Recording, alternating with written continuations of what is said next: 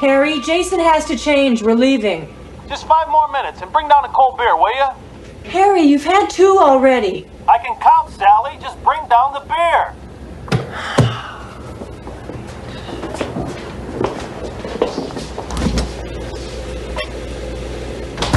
Mommy, why does Daddy spend so much time down there?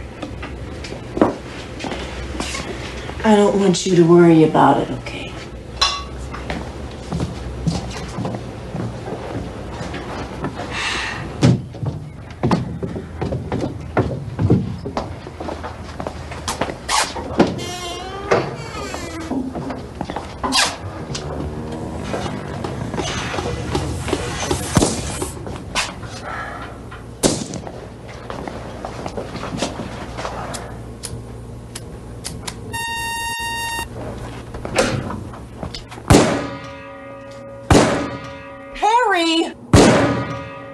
You're still too high. Relax.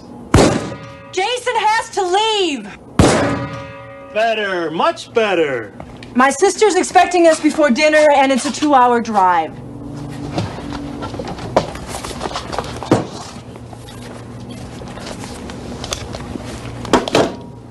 Better hurry, kiddo.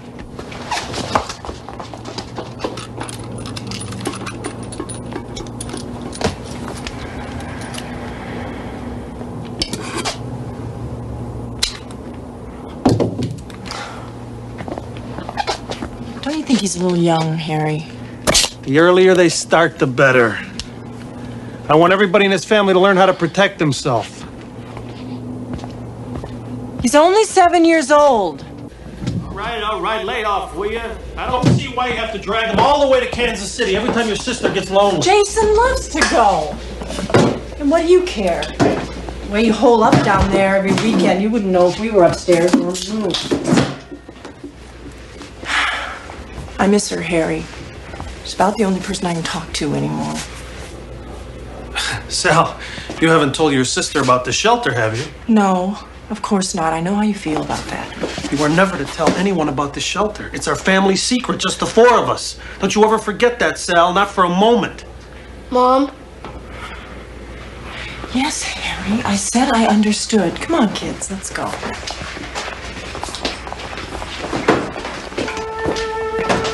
You coming by with the receipts later? He said around 6:30. Why don't you take him hunting this weekend like you used to? Yeah, I just might at that. Bye, Daddy. Yeah. Jason, don't let your cousin push you around.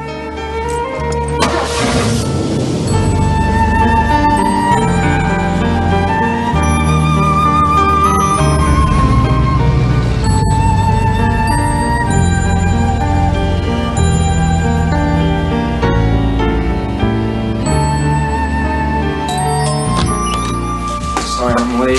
Last minute rush. Old man Richter came in, wanted to buy a new clip for his automatic, and then a couple of hunters from Wheelerville needed ammo. Well, that's a good week all told. Hey, have you heard the news about this Middle Eastern thing? Oh, it's getting scary. This evening, the fighting seems to be spreading. Where's Sally and the kids? Nah, I went up to Kansas City again to visit with her sister. I was just putting dinner in the microwave. Stick around, I'll pop in another one. Statement just minutes Great, ago, sure, thanks, Harry. confirming that the President and First Lady did indeed leave the White House by military helicopter half an hour ago. Tillman refused to disclose their destination, nor would he confirm that their departure has anything to do with the escalating crisis in the Middle East. Well, I guess it's just like you predicted, Harry. The whole world's going straight down the old toilet. Going? Ha! We're already in the toilet. Drugs, terrorism, pornography. It's worse than any war. Sally used to understand all that, but now she lives in a dream world. All she wants to do is turn my son into a mama's boy. Or worse. I tell you, Nick, I almost long for it. What? The bomb. It could put a lot of things right again. You and I, we don't belong in a world full of degenerate rock stars, hairdressers, bureaucrats. Sometimes I dream about it. Afterwards, starting over with my son in a purified world. In a world with all the scum burned off of it, with everything basic and simple. I don't know, Harry. I can't imagine anyone wanting to live in a world with so much gone. What would be gone? Just an ugly, screwed up world slowly being eaten up by pimps and cowards? Yeah. But you'd have to survive a nuclear war now. There's not much chance of that now, is there? Oh, it can be done if you plan on it. You mean build a fallout shelter or something like that? Fallout shelter wouldn't be enough. Not here.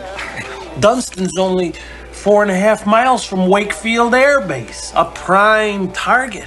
Any shelter'd have to be deep and blast-proof. Sure. Nick, we've known each other since high school. You've been working in my gun store for 10 years. Hell, you're practically a part of the family. I think you deserve to be let in on a little family secret. The door's lined with lead. The wall's solid concrete, 4 feet thick, completely radiation proof. These gauges give me outside temperature and humidity. That one monitors surface radiation. The shelter has sleeping, shower, and bathroom facilities for 5. Over here is the medical supply cabinet.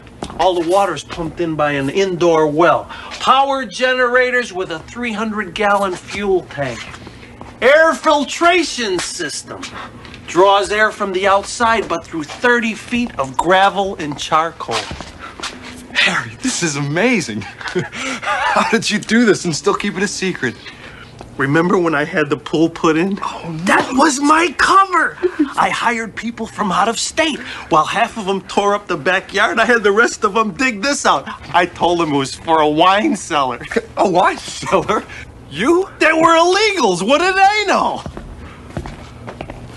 I built everything else myself. No one knows it's here, not even my neighbors. Especially not my neighbors. My family. And now you are the only ones that know about this. And we're sworn to secrecy. Do you understand, Nick? Yeah, Harry. I'm just flattered you'd let me in on it. There's food and water here for 5 months, and, well, if something happens and there's time, you're welcome to join us here in the shelter. Thanks, Harry. I don't know what to say. Look, I saved this for last. A multi-band communication system. I'll raise the antennas. They're located under a concrete slab in the backyard that could push up through a ton of debris. It's to link me with other survivors afterwards. The neighbors think it's part of some elaborate satellite TV. That was a live report aboard the aircraft carrier Nimitz, now in position in the Gulf of Sidra. Defense Department sources confirm that the armed forces have been placed on red alert and an emergency cabinet meeting is being held at an undisclosed location. The president has issued a statement in which he states unequivocally that Stay the here. United States Don't move. I have to make a phone call. necessary I'll be right back. to quell any escalation in the fighting. We go live now to John Shepard in our Moscow bureau with more on those alarming reports that many Russian cities are being evacuated. Hello? Sure. It's Godzilla, King of the Monsters. Hello? Have you been watching the news? I want you to pack up the car and come home. Are you crazy? We'd be driving half the night. The whole country's about to blow up. I want you here. Harry, every time there's a minor international crisis, you think we should barricade ourselves in the family tomb. A little louder. I don't think they heard you in Iowa. Listen. If you're not out of there in the next 5 minutes. You're drunk, aren't you? No. Sally, wait, look. Send Jason back home. Put my son in a cab and send him back. I don't care what it costs. He's afraid of you, Harry. He's staying here. Sally!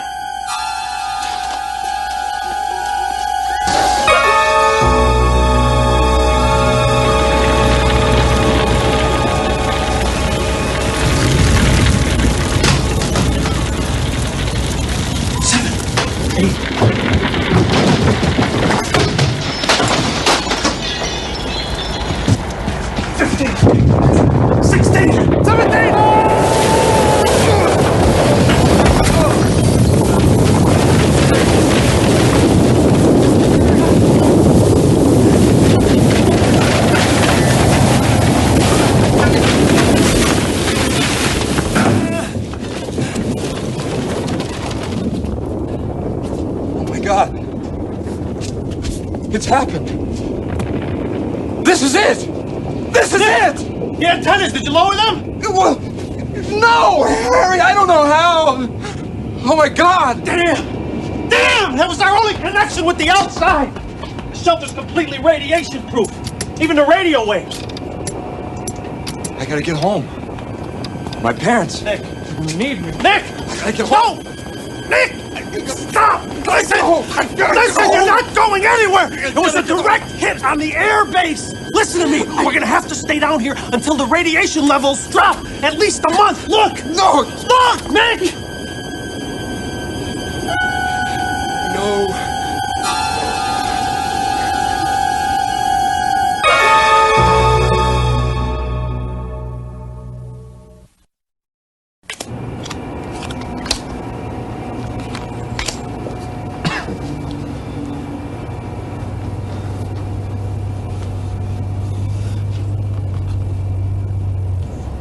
Hey, Harry.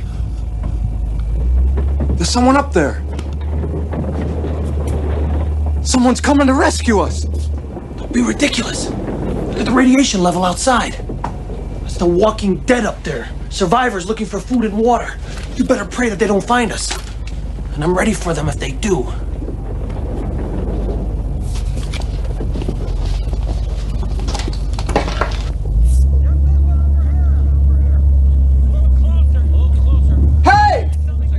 We're down here! Shut up, you idiot! Hey! Oh, why? Oh.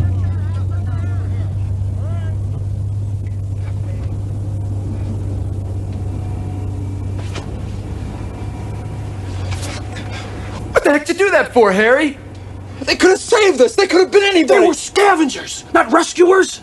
If you'd have let them know we were here, they would have busted that door down and taken our food and killed us. Or we would have had to kill them. Don't you understand anything, damn it? Don't you understand anything?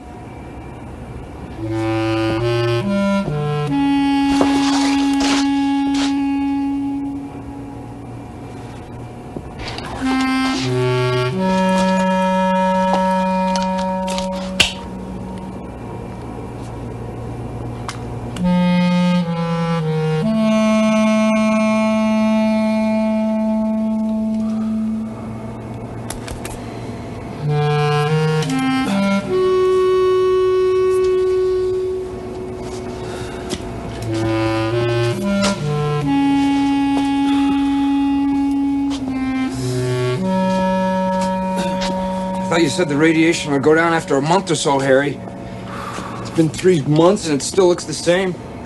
You're not very good in tight spots, are you, Gatlin? It's cold. Why is it so cold, Harry? You'd spend more time shaping up instead of pacing and moaning. You'd be a lot warmer. We've got to be ready for whatever it is we find out there.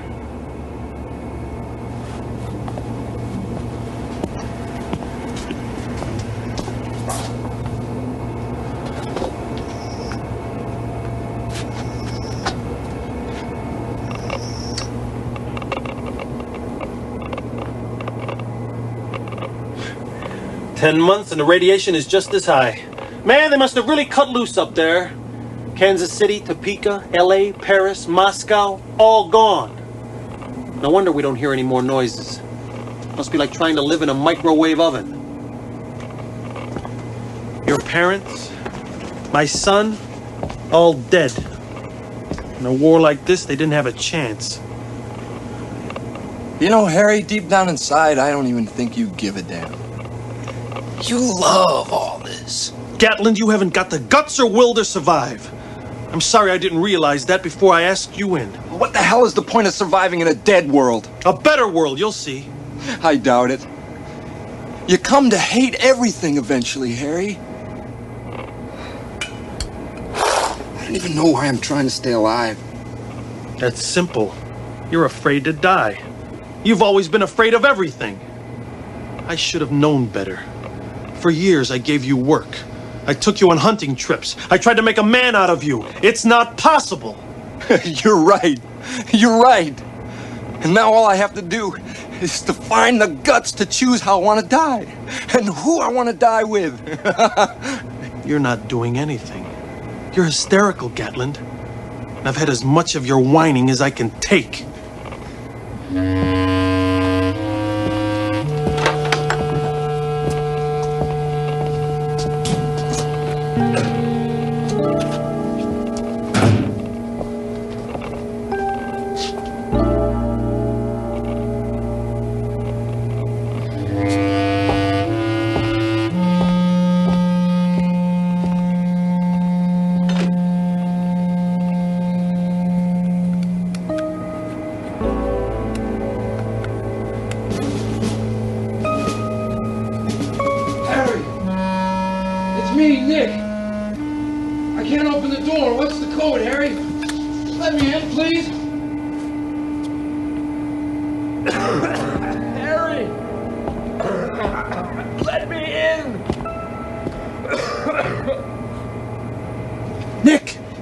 Can you see anything moving?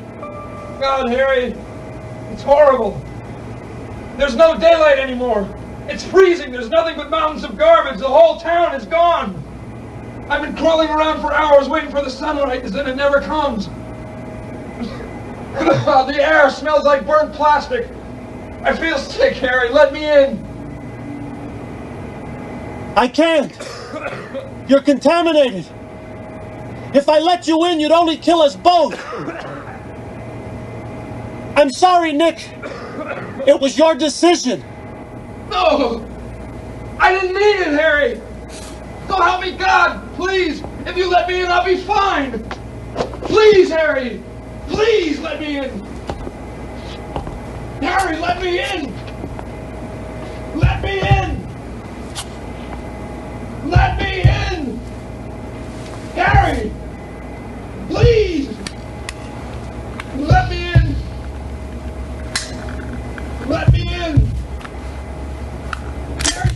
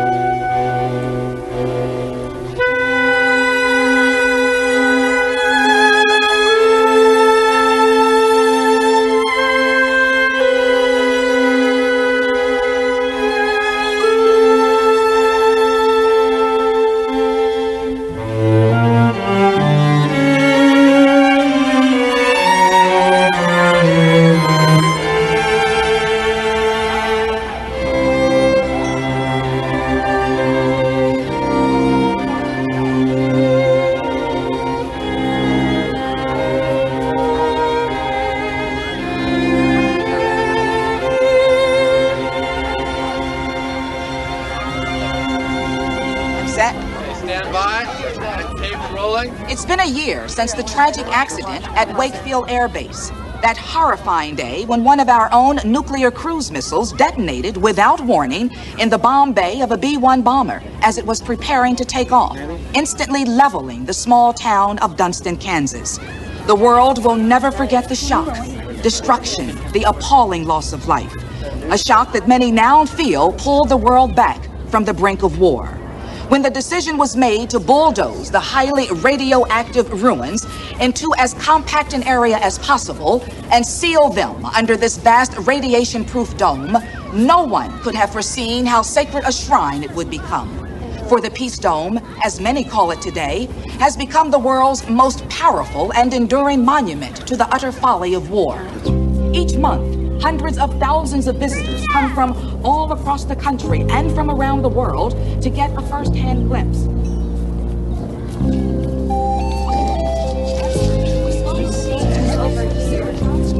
Mommy, is that where Daddy's buried? Yes, dear, that's where Daddy is buried.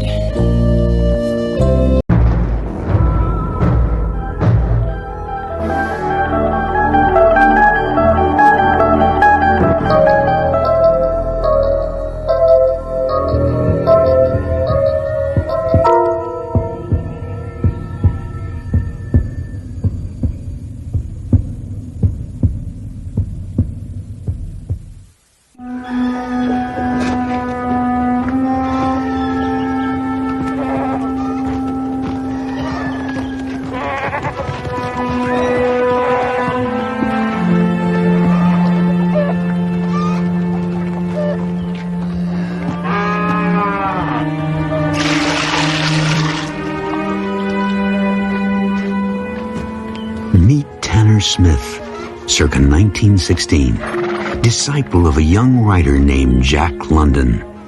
Tanner Smith, now consigned to what is affectionately known by the Bowery Boys as the Ref.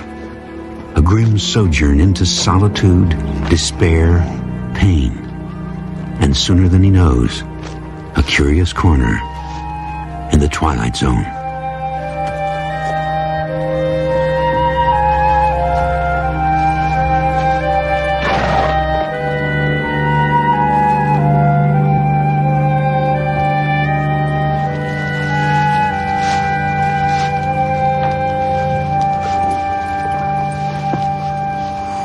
I've been watching you.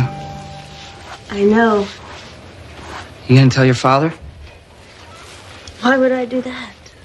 I wouldn't want to get you into trouble. It'd be worth it. You're so pretty. Does your hair always shine like that? Almost always. I saw you go into the library. I like to read. Well, so do I. Books about wolves. You better go. I wouldn't want you punished. But I want to see you again. Talk to you. I don't think that would be wise. I'm not wise. I'm just hungry for someone. I'm Tanner. Tanner Smith. I've got to go. Oh, wait. Well, can I see you again? Please? We'll have to be careful.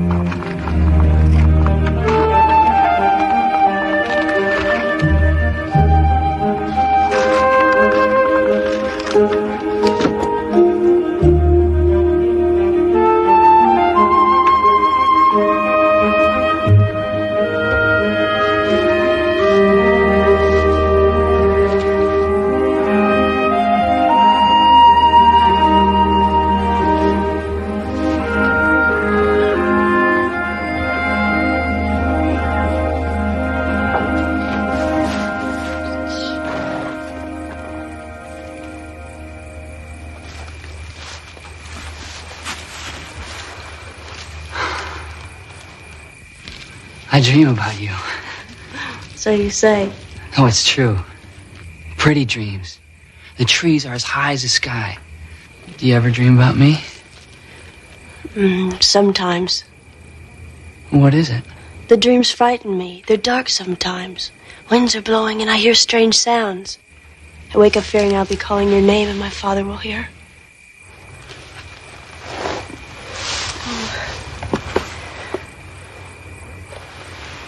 I have another book for you, Tanner. Another Jack London.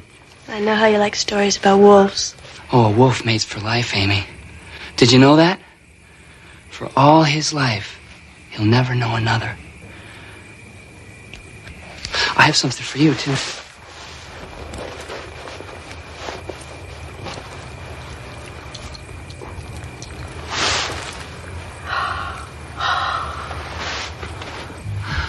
It's lovely. It was my mother's. Really? No. That ain't true. I don't want to lie to you, Amy. I don't ever want to lie. Then where'd you get it? I picked it off a drunk in Chatham Square. But I never hurt no one, Amy. You gotta believe that. I'm sure I had a real gift for picking pockets, but it was just a way of surviving. I had to do it. It's just a way on the streets. You understand? I don't care about all that. I know what you really are. I love you, Tanner. My sweet, gentle Tanner. Amy. Dear Amy. Kiss me, Tanner. Kiss me.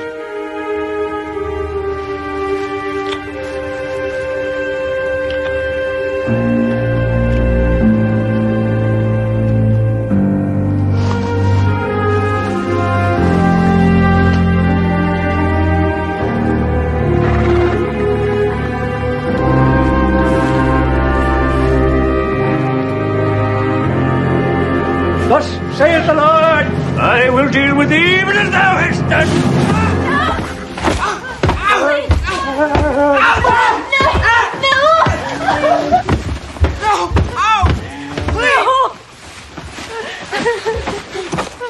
Just like your mother. In the hay at dusk with any filthy scamp that winks an eye.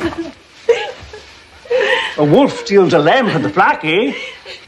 Well, my young sir, to me belongeth vengeance and restitution.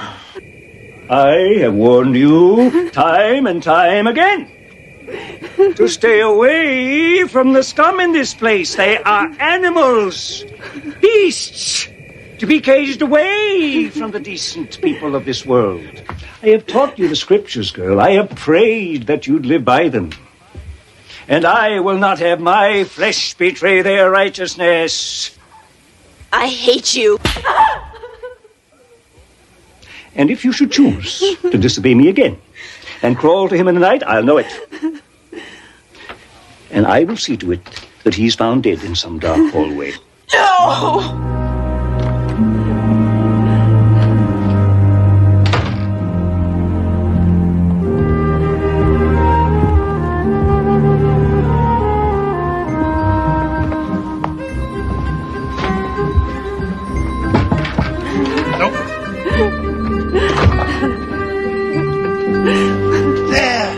Girl, it'll be all right. No, it won't be all right.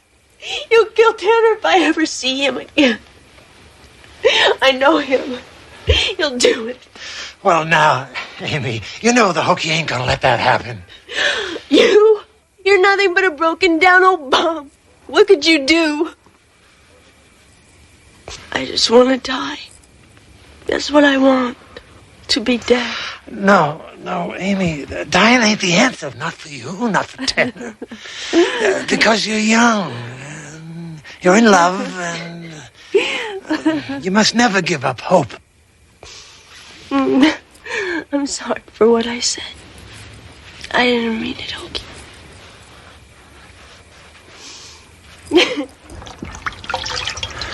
Oh.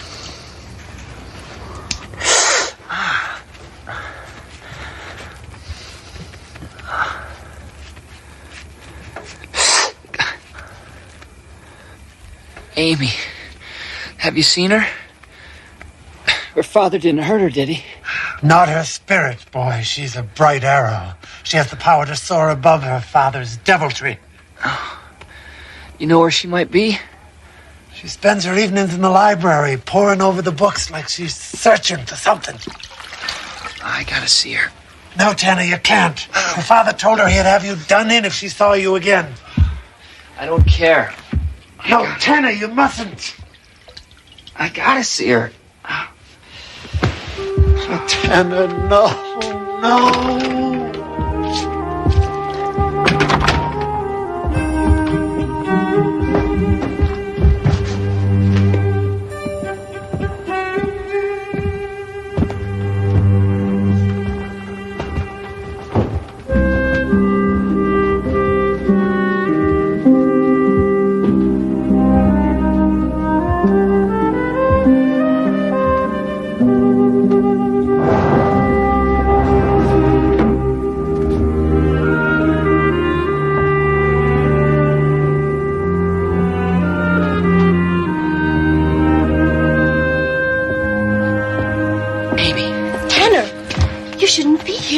My father. I know, the hokey told me.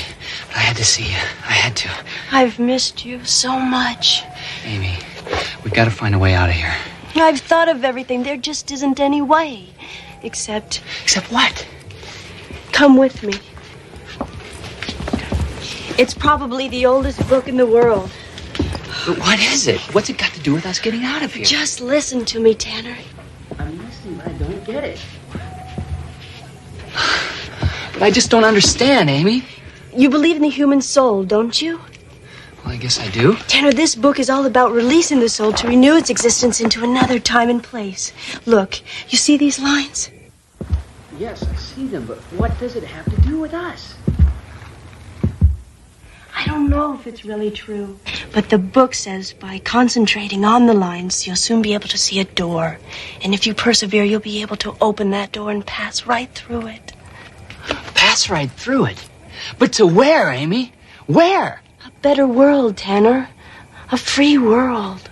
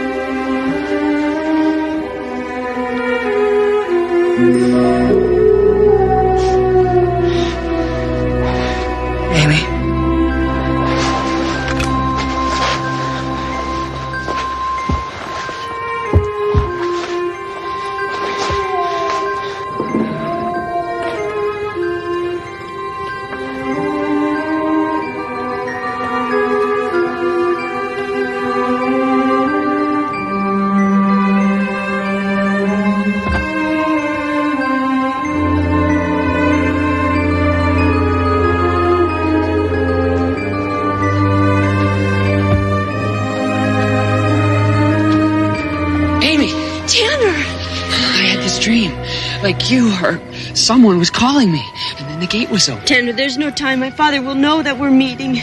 But we're outside. We could run away right now. No, Tanner, it wouldn't work. He'd find us no matter where we went. I can hardly breathe without you. How can I live without you? Tanner, listen to me. I have found the only real way out. It's in that book I showed you. It's another world, Tanner. A younger world. What are you talking about? I don't understand you. Please believe in me, Tanner. When the time comes, you'll know. But Amy... I love you, Tanner. I'll always love you. Now get this piece of paper to him. Make him believe. Promise me. I promise, Amy, I promise, but I don't think he'll believe me. If you're convinced, he'll believe you. Amy, are you sure of what you're doing? For the first time, I do feel hope. Now remember, Hokey, I may seem dead, but I won't be. My mind and spirit will just separate from my body. But Amy, if you seem dead, your father will think you are, and he'll try to bury you. I don't know what will happen, but I'll be free.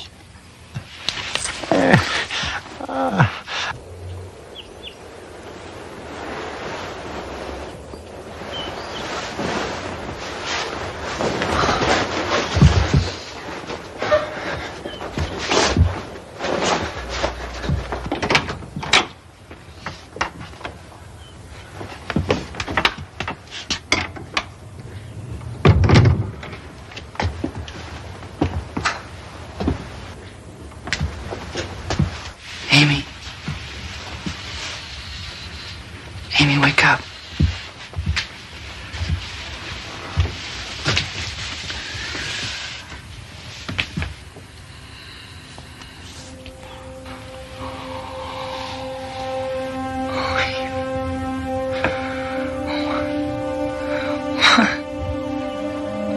No! Why would you leave me? Why?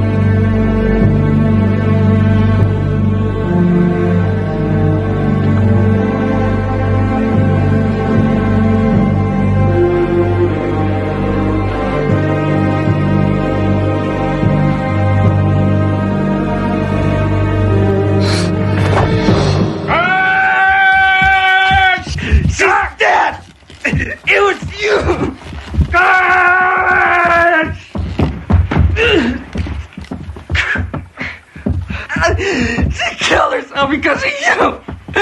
Damn you! Take him to the hole and lace him up tight! You killed her, and you're gonna rot in hell for it! Hell, that's your home, young sir.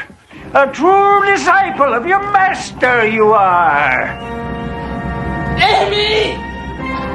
Why didn't you wait? Tanner!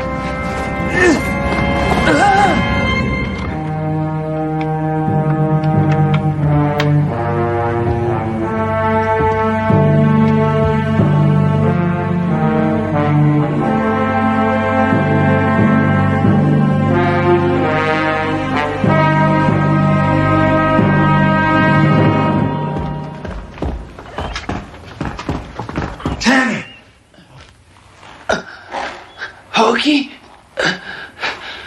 She's dead. No, Tanner, I swear I saw her. She left her body. moving into the other world. But how can that be? She told me how she did it, and how you can do it too. Thou shalt vow a vow unto the Lord thy God. Thou shalt not slack to pay it. For the Lord thy God shall surely require it of thee. Thou art my battle axe and my weapon of war. And the enemy is the son of the morning, the disciple of Lucifer. If this is our last chance, please, believe me and do as I say.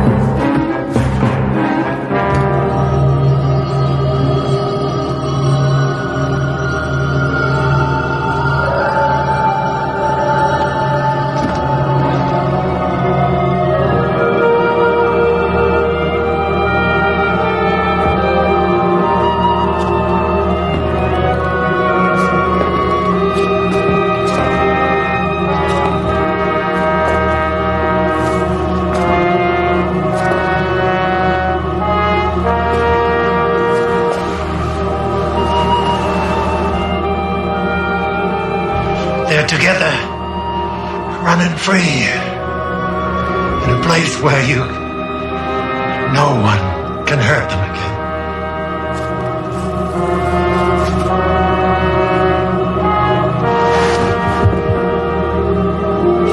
A song of the younger world.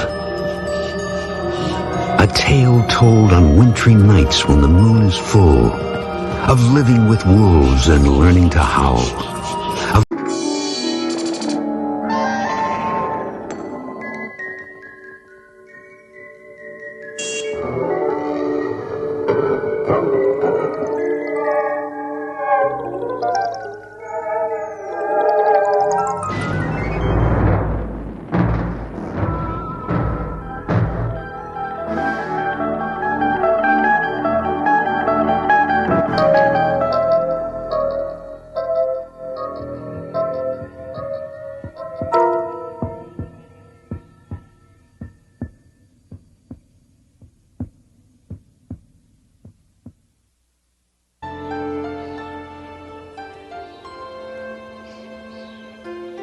He's crazy. That's what he is. A loony. A nutcase. A genuine wacko. Uncle Edgar is always looking for things. Things like 3 paper clips or a chrome coat hanger. Or 1 patent leather tap shoe. He rummages through trash cans. He goes to garbage dumps. He's always bothering my other tenants. One day it's bicycle spokes. Then it's baseball cards. And who do the tenants complain to? Yours truly. He won't let anybody into his apartment. Not even his own niece. All that junk he's collecting, it's a fire trap. He could hurt himself. And other people. Namely, me. He needs your help. Yesterday, he wanted a yo-yo. By 6 o'clock. And last week, pieces of broken dolls. Heads, arms, legs. Please do something, Doctor. Please, for his sake. And ours.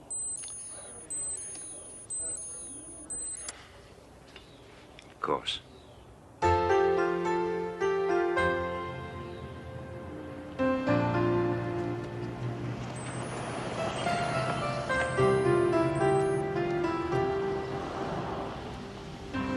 His bell don't work. Ah, Mrs. Milligan. I think he's disconnected it. Down there, in the basement.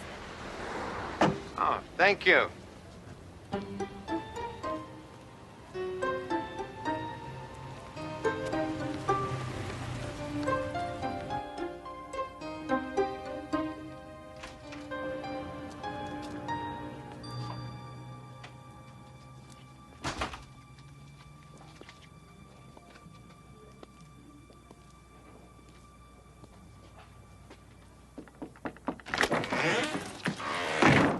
Thanks anyway, Mr. Pilchick, but I already found a brass thimble. You're not Mr. Pilchick. I'm Dr. Jeremy Sinclair. May I talk to you, Mr. Some other Witherspoon? time, perhaps. I have to look for a doll's head.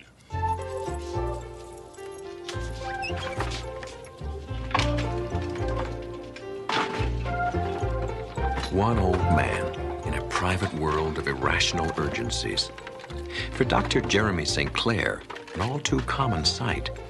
But Edgar Witherspoon is a most uncommon old man with a secret that reaches out to the four corners of the earth, as the good doctor is about to discover. Your niece. She worries about you. She's a very nice woman, so tell her not to worry. See, a simple solution. Thanks for coming. It's been a pleasure meeting you, but I have to get on with my work. Your work? I bet you'd like to know what it is, wouldn't you? Yes. Wrong answer. You see a doll's head here anywhere?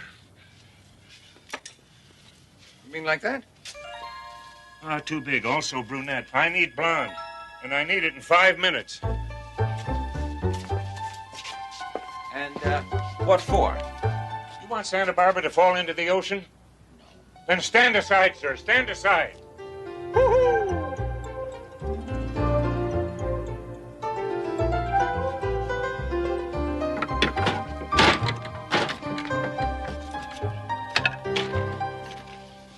Just in the nick of time. No time to lose. Mr. Witherspoon. I'm sorry. I shouldn't be rude. You've come all this way to see me. May I come in? And it was so nice, a pleasure meeting you. Tell my niece hello. Now, if you'll excuse me, I've got to stop the shaking in Santa Barbara. Mr. Witherspoon. Oh, on your way out, could you dump this?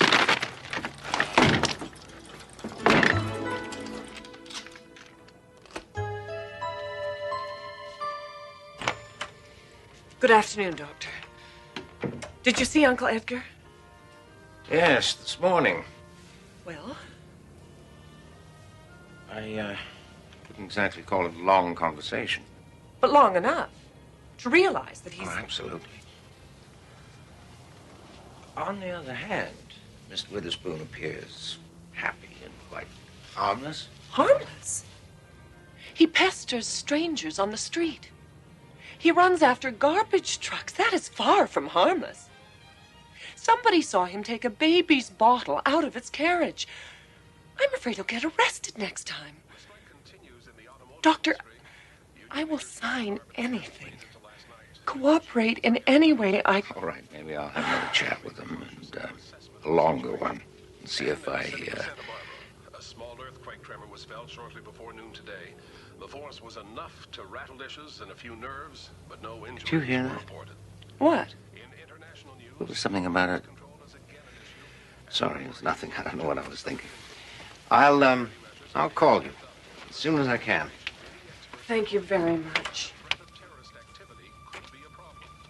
Acid rain is affecting the northern lakes even more than scientists.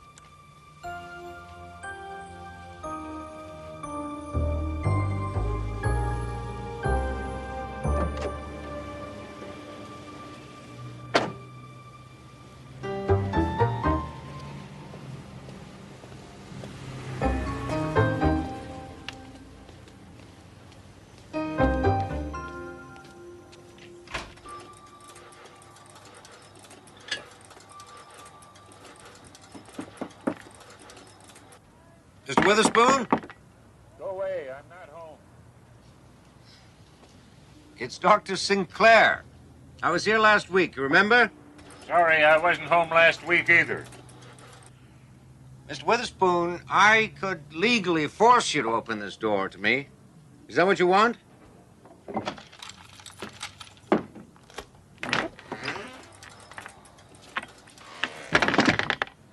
You're a curious one. Odd, you mean? I mean nosy. I'm paid to be nosy. Curious, I mean. Really? Don't you think that's odd? Most people are curious for nothing. That's very nice for you. Are the hours good? Mr. Witherspoon, why do you collect dolls' heads, shoes, paper clips? I can't afford Rembrandts. What? Oh, no. Oh, no. As usual, it's been lovely. Please don't call again. I may have to. And next time it might not be so lovely. You understand what I mean, Mr. Witherspoon, wouldn't you? Rather invite me in of your own free will. You must, you must.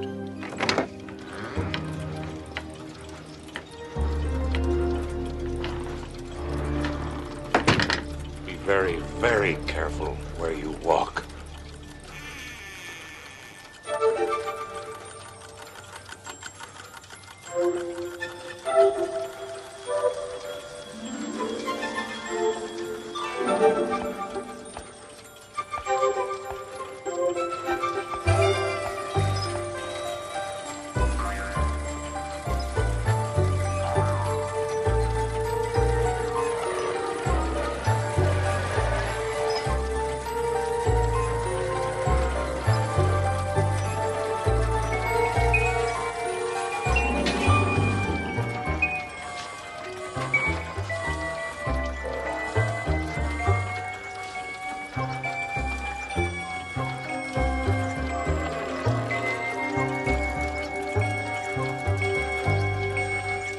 That was a close shave.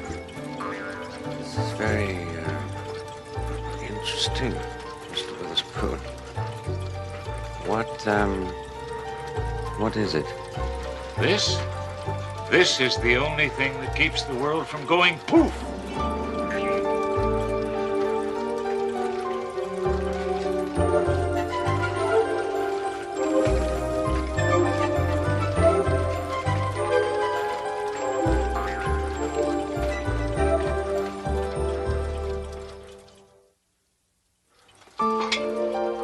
Now, let me understand you clearly, Mr. Witherspoon. You say that this is what keeps the world from going poof? And it's not easy. Most things are nearly impossible to find. Where would you look for a skate key? Oh, I can't imagine. I found one, though. You think that's crazy? Well, you wouldn't by any chance have a business card, would you? Oh, yes, of course.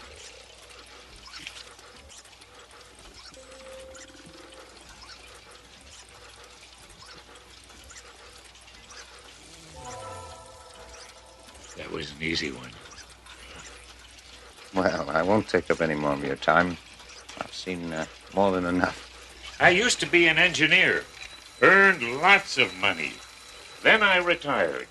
Worst mistake I ever made. Life was so damned boring. And then the voice spoke to me. Oh, you also hear voices? You too? Please, tell me about it. I was sitting in the park one day feeding the pigeons, and suddenly, there it was, the voice. Edgar, it said. Have you ever been to England? Oh, yes, why? No, that's what the voice asked me. Edgar, it said, in the heart of Big Ben, there is a pendulum that tells the clock how fast to tick. At the bottom of the pendulum, on top of the big weight, there's a stack of pennies. Every so often, they take one off. The clock speeds up. Or they put one on, the clock slows down. The pennies change the balance just a little, but enough to keep the whole mechanism running perfectly. So what you have here is some kind of clock. Of course not. Why would I build a clock? $3, any drugstore. Doesn't lose 10 seconds in a year. Anyway, the voice said, Edgar, the world is a funny place. Little wars here, big wars there. Volcanoes going off, storms, tornadoes, a terrific amount of noise and bother. You have to build something that will keep the world from going too far, maybe even going poof. What the pennies do for Big Ben, this does for the world. Who do you think it is who's speaking to you? Well, sometimes I think it's God. And then I think, no, God would have a deeper voice. Would you care for a prune, Doctor? Oh, no, thank you. I was just leaving. But you've just arrived. Oh, careful!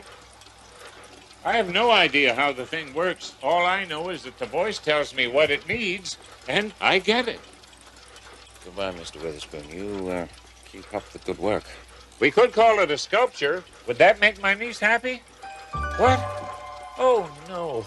If you happen to run across an old tuba, would you bring it by? I need it in 2 hours.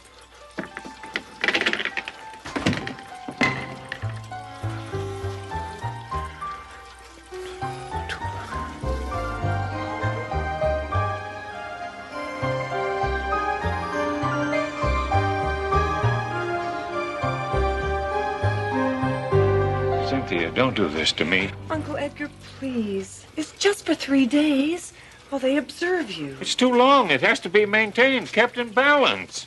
Mr. Witherspoon, you hear voices. That isn't normal. You must understand that. You hear voices, too. No, healthy people do not hear voices. You hear mine, don't you? It's not the same thing. Why, what's the difference between a sane man hearing a crazy voice and a crazy man hearing a sane voice? Maybe the truth is somewhere in the middle. You don't understand the risk you're taking. I knew it. There goes Tatoa. What's Tatoa? A tiny island in the South Pacific. What time is it? 3:17. At 3:17 in the afternoon, Tatoa became history because of you. Please, well, there's still time. It'll take me days to clean up this junk. Keep her away from it. Remember Tatoa. Classic psychosis. Tired, feeling useless, he created typical delusion of grandeur that he was vital to the world's survival. Poor Uncle Edgar. You will take good care of him, won't you? Mideast stalemate continues. Congress passes Transportation Act. And in the South Pacific, the tiny island of Tatoa is destroyed by a tidal wave. Details on this and all the news in an hour. Did he say Tatoa?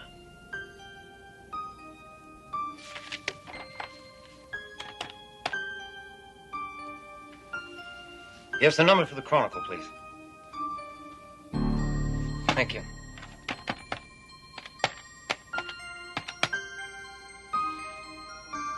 Hello, I want to check on a news story. I just heard something on the radio about a tidal wave destroying an island. Yes, that's it. Are there any details? Really? I don't know. When? This afternoon? I mean, exactly what time? Thank you. Miss Walker!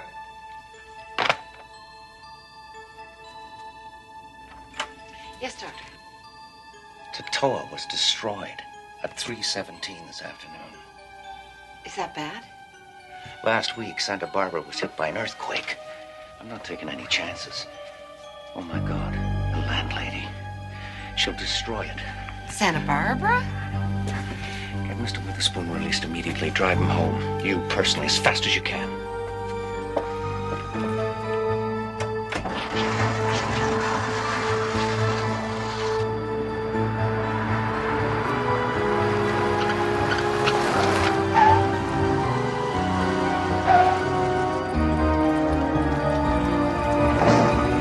Don't touch the thing! You didn't, did you? You haven't touched anything or moved anything. Not yet. Why? Because this is the creation of a disordered mind. And by studying it, analyzing it just exactly as he left it, I can come to a deeper insight into Mr. Witherspoon's problem. He's a loony. What else do you have to know? No. It's not that simple. I can't rent this place with garbage in it. All right. I'll rent it. You? Yes. I'll give you double what you're getting. I'll be up later with a check. Thank you, Mrs. Milligan.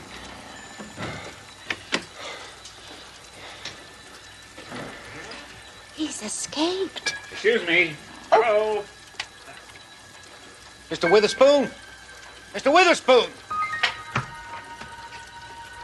Should I call the cops? No. Everything's going to be fine, Mrs. Milligan.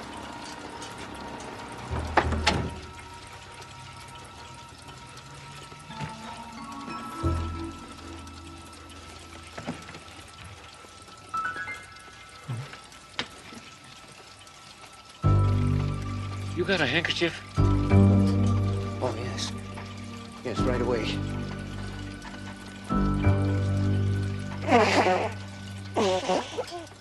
Thanks. That lady had me dressed so fast, I left mine behind. Mr. Witherspoon, I don't know how to begin to apologize. Nothing in my training had prepared me for a case like yours. Well, nice meeting you. Where are you going? Away. Finally, after 11 years. But what about Puff? The voice spoke to me while I was in your hospital. It said, "Edgar, have you ever been to Miami?" I said, "No, but I used to think it would be a nice place to retire." "Go for it," the voice said. "You're off duty." You mean all this isn't necessary anymore? Sure it is. It's absolutely essential. The world still has to be kept in balance. So who's going to... I mean, look, it needs adjusting already.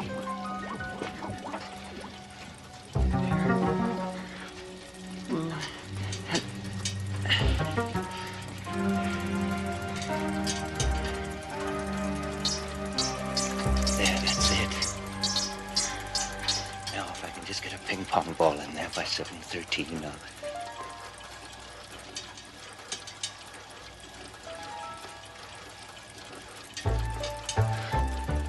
Well, I guess we solved that little problem.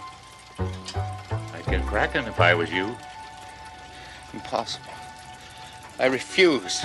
Jeremy, really, you'll grow to like it. Give it a chance. So long. Don't take any wooden nickels. Unless you really need them, of course. Mr. Witherspoon!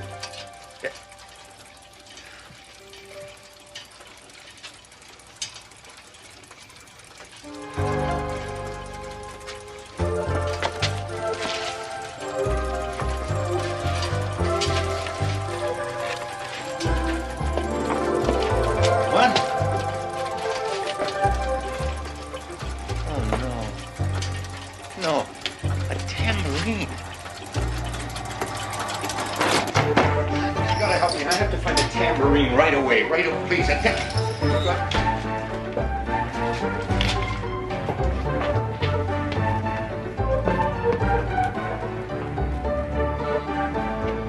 Can you help me? Do you know where I can find a tambourine? If in the next few months you notice that there's been a spate of catastrophes or things are just not going right, remember that Edgar Witherspoon's replacement is learning how to make some precise adjustments. Don't worry, his education will not last long, and then you might give thanks to a physician whose practice extends to the well-being of the entire planet. Dr. Jeremy St. Clair offers a unique form of preventative medicine found only in the Twilight Zone.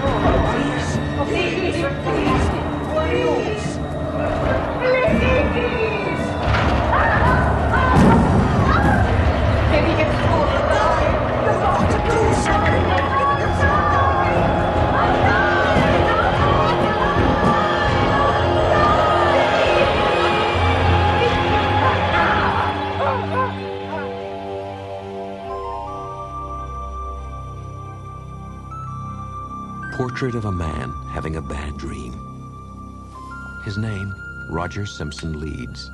Place of residence, a retirement home. Roger Simpson Leeds, who since the death of his wife 3 years ago, has dedicated himself to living a life in which he touches no one and no one touches him. But now contact has been made, and Mr. Leeds is about to find himself touched by the Twilight Zone.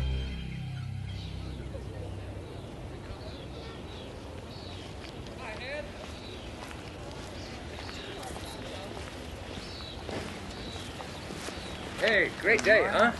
What do you got? Something good? Uh-oh. Thank you.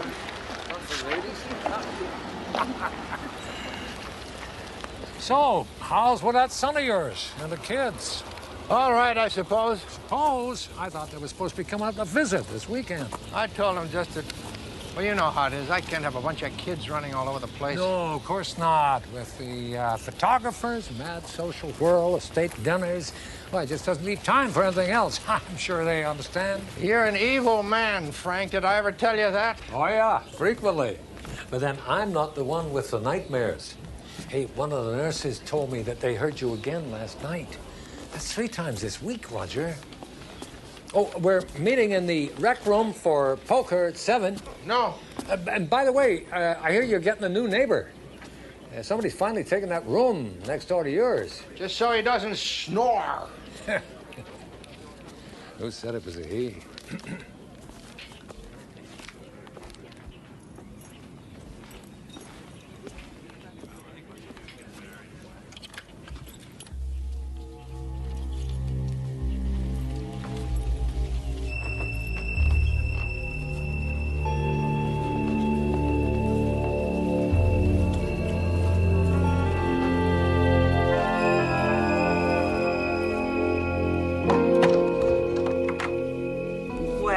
Aren't you going to say hello to our new guest, Mr. Leeds?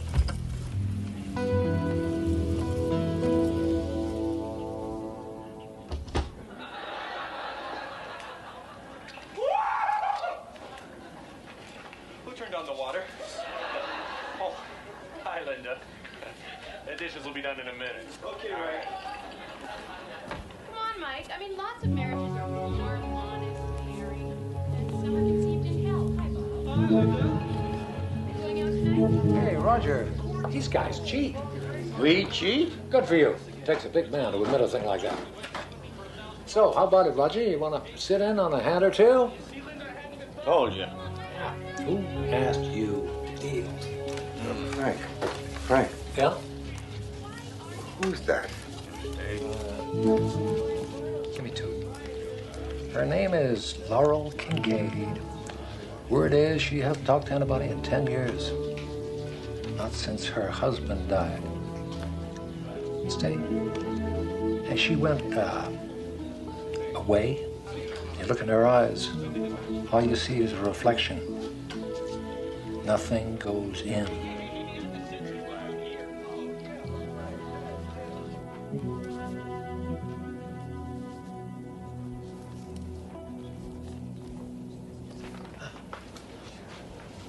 Roger? You okay? Oh, yeah. I'm surprised you're not asleep. You're usually upstairs by 10. No, I don't feel much like sleeping. Mm-hmm. You want to talk about it? No. Frank, why don't you just go away? Leave me alone. Because I'm your friend, damn it. We used to talk, remember? 20 years.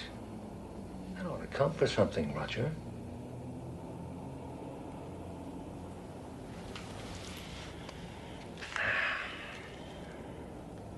Nothing's been the same.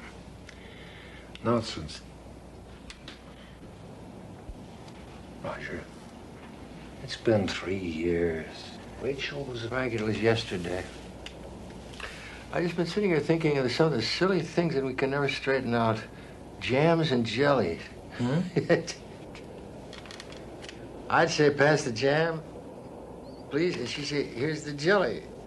Why is this some kind of a game? And but one day, I was in a bad mood, and we got into a big argument over it. Can you believe that? I mean, the little tiny, picky things people argue about. Oh, I miss her so much. I know. Rachel was a fine woman. But you can't keep pushing everyone away.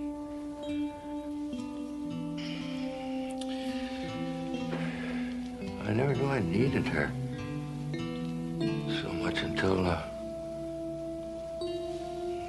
she was gone. When I had my first heart attack, she held my hand. And she said she'd never let go, no matter what, as long as I held on.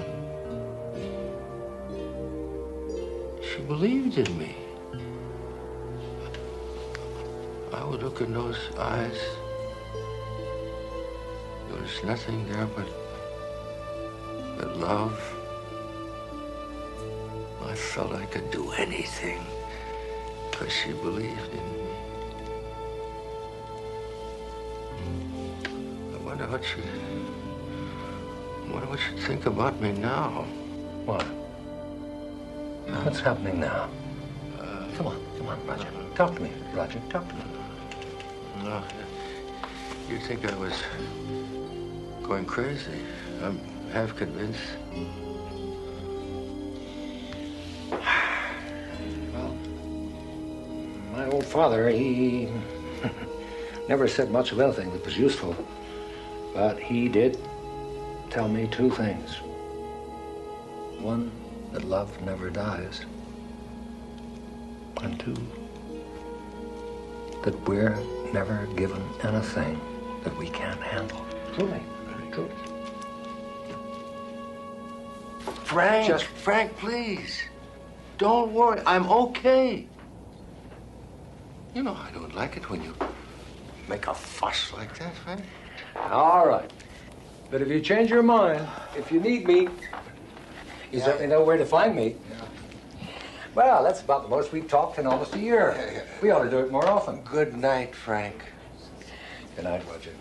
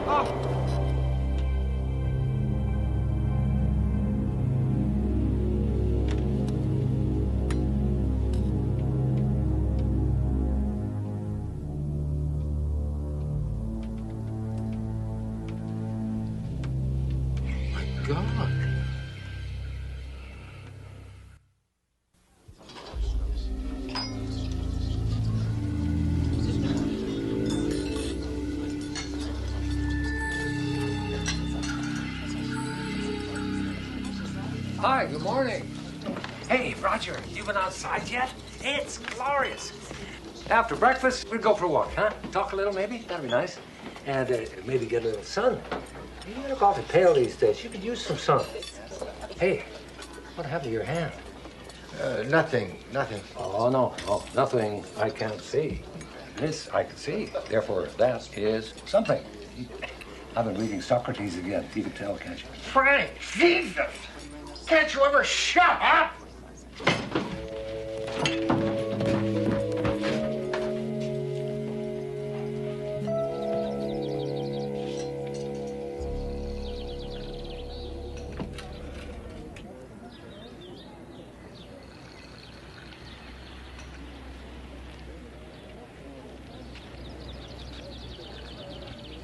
My name is Roger. I think we met. I would just like some answers. I need to know, am I losing my mind? That is you, isn't it? In my dream? Even before you got here, even before I saw you, you were there, weren't you? Well, what do you know? He's actually talking to somebody of his own free will. Of course, he would pick somebody who doesn't even know he's there. You must be able to hear me. You picked me, called me. Somehow. What I can't figure out is, why me? They tell me you haven't spoken to anyone since your husband died. So, what do you want from me? You want me to protect you from that thing. Is that it? Because if it is, Miss Kincaid, please, find somebody else. I can't protect you against it. I couldn't protect my own wife when she was dying.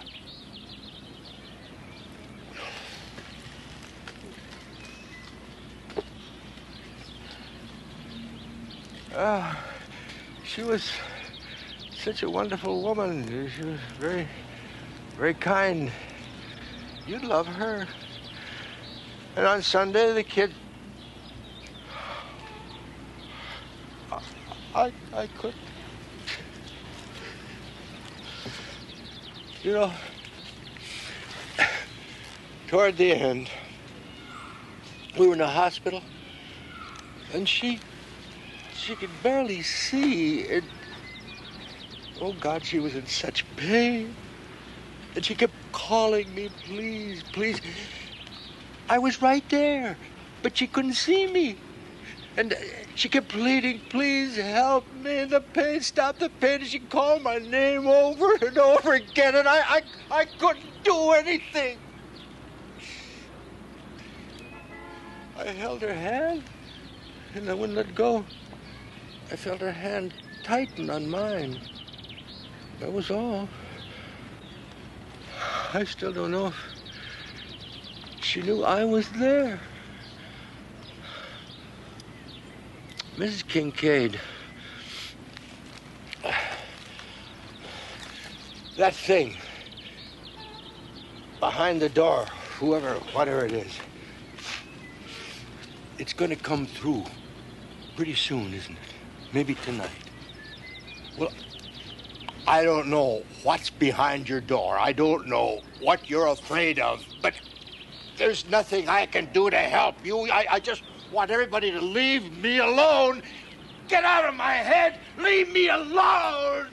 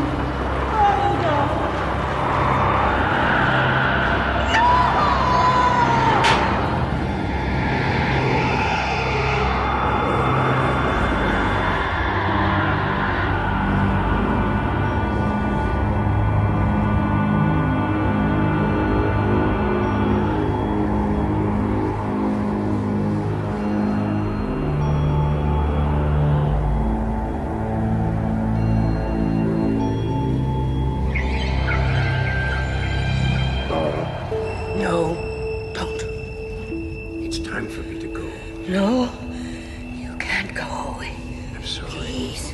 I'm sorry. It's been a long time. Too long. You have to let me go. No. Yes, Laura. This isn't even me anymore. It's just a shadow, a memory. I can't live without you. If you go, I'll die. No, Laura. Listen. Listen to me. I love you. I want you to go on.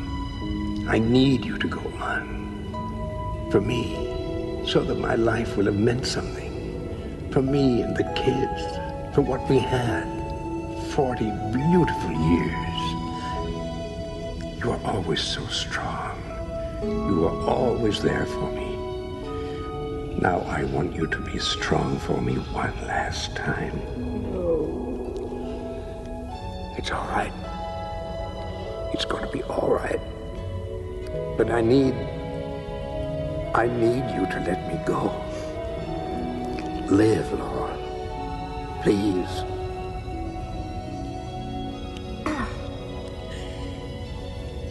How can I let you go when you never even said goodbye?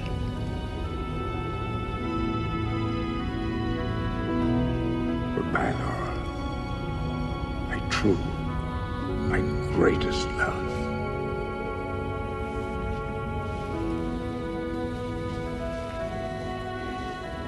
It was you who called me, wasn't it? Not her. Why? Why me? I think you know.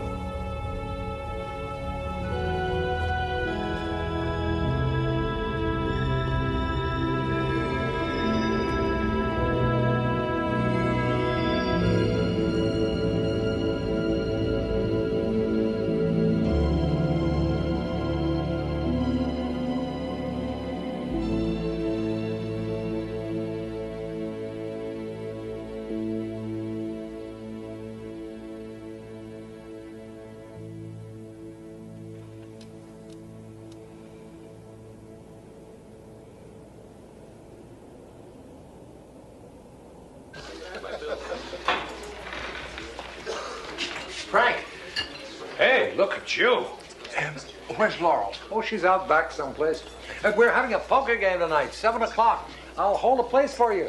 Huh? Why bother? You know he never comes. Eat your cornflakes. Hello. I know you're there.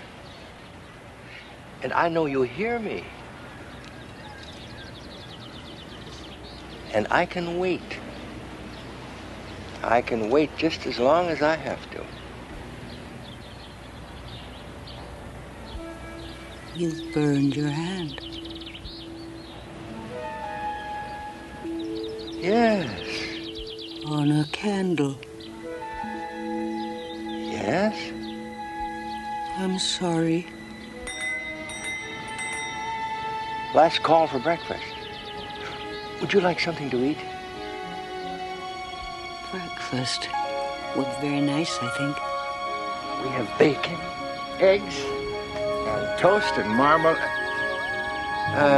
Toast and jam and jelly. And we got hash browns, but I wouldn't go near those if I were you. Mr. Roger Simpson Leeds lately returned from a journey into shadow, who found that there is no darkness so complete that it cannot be penetrated by the human heart, or the Twilight Zone.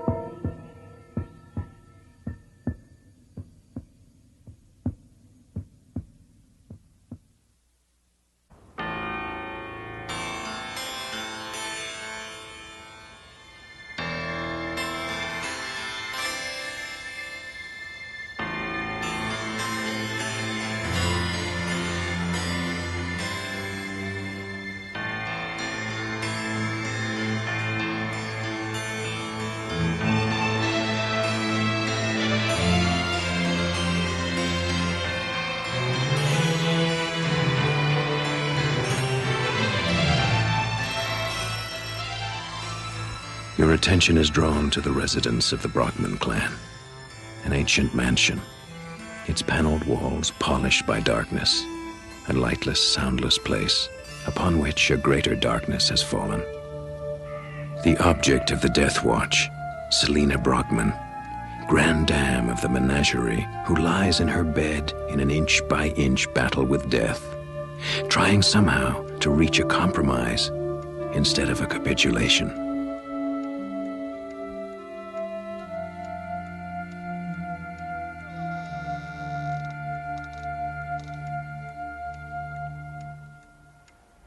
What is your prognosis, Doctor? Take 2 of these every 4 hours to relieve the pain. If it gets any worse, call me. You'll come tomorrow. Yes. Yes, of course.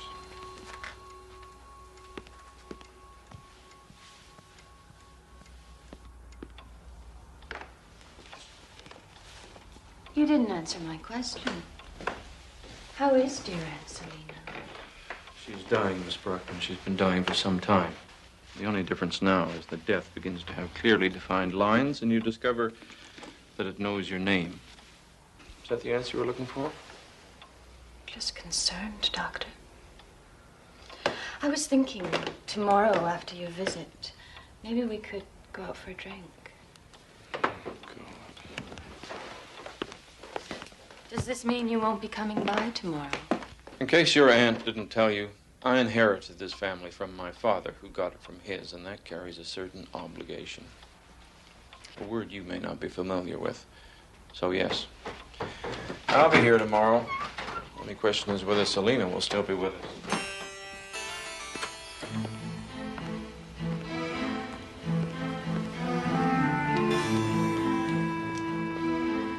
Dr. Burrell, Selina won't die tonight. She'll hold on as long as she has to.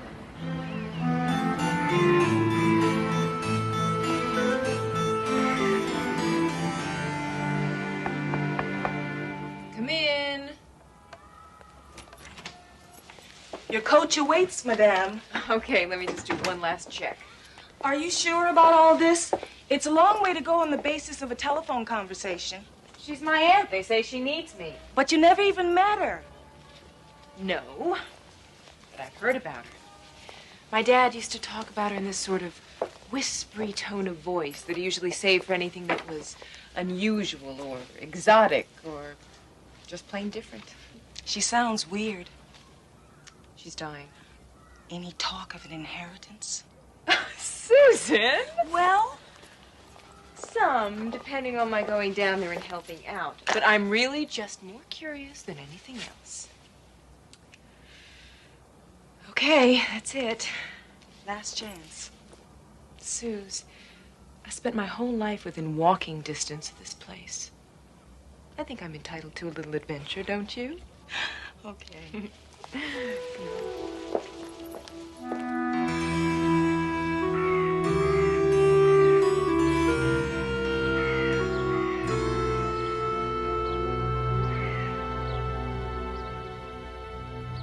You'll have free run of the house. If you want to find anything, just ask. This is Orville. He's our sort of combination handyman and village idiot. Oh, relax. He's quite deaf. All you have to do is turn away when you talk. You can say anything you like. Isn't that right, Orville?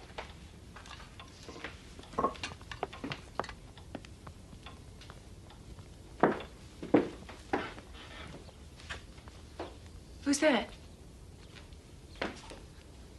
My mother. She's quite harmless. I don't even think she knows we're here. I'm told there's a family resemblance.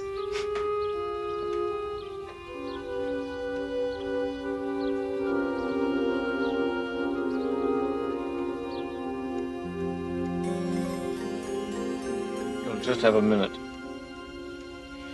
I'm giving her something to help her sleep.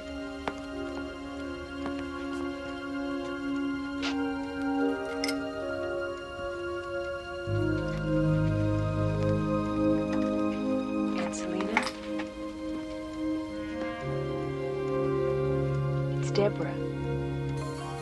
Deborah Brockman, you sent for me. I'll be helping to look after you, so if you need anything at all, day or night.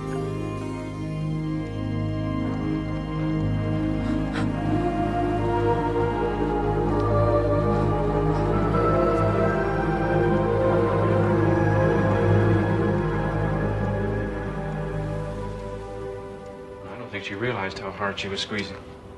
Is she as ill as they say? Worse, but she hangs on.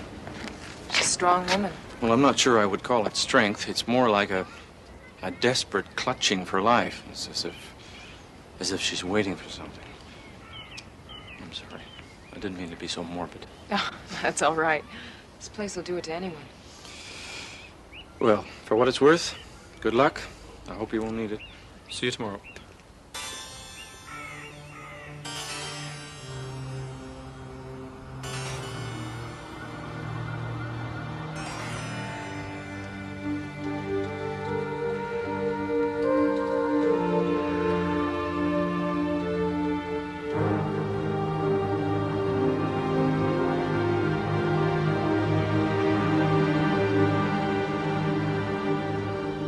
Silly about bothering you. I mean, it's just a spot.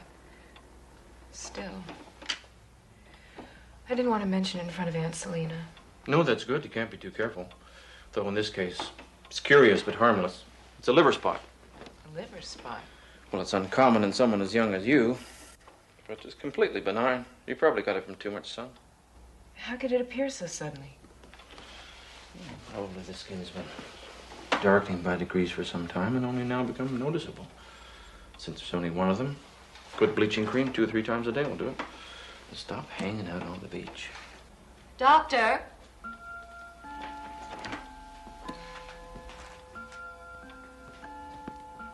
If you're quite finished, your real patient would like to see you now.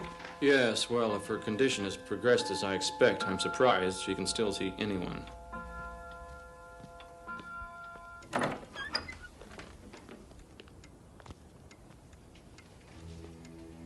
Good afternoon, Doctor. And isn't it a perfectly splendid day? Well? Pulse is stronger. Heartbeat seems to have stabilized a little. You sound surprised. Well, frankly, I am. When I came through the door, I expected to find... a corpse? I wouldn't have put it that indelicately. Perhaps you're a better physician than you give yourself credit for. No. I'm good. I'm not that good. Aunt Selina has a very powerful will to live, Doctor. Yes. So it seems. Now, I don't want you overexerting yourself. This could be a temporary remission. You don't want to cause a relapse. Oh, I'll be very careful, Doctor.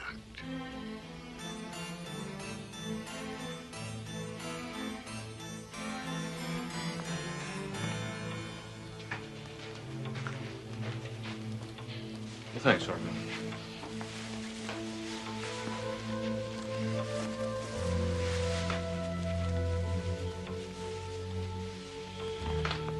I'll see you tomorrow.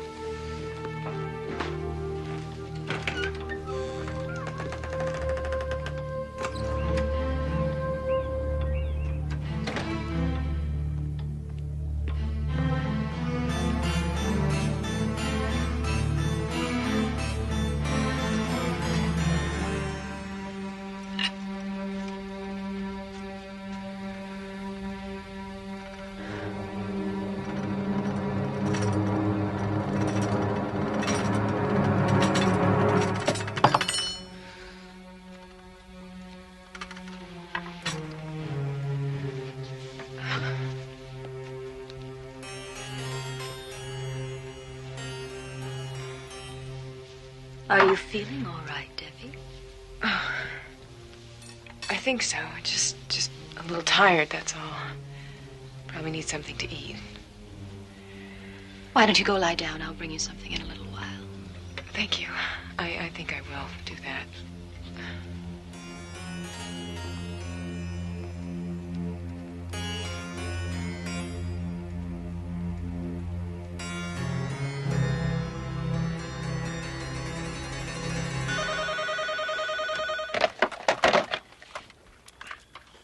Yeah. It's Deborah Brockman. I know it's late, but can you come here? Is it Selena?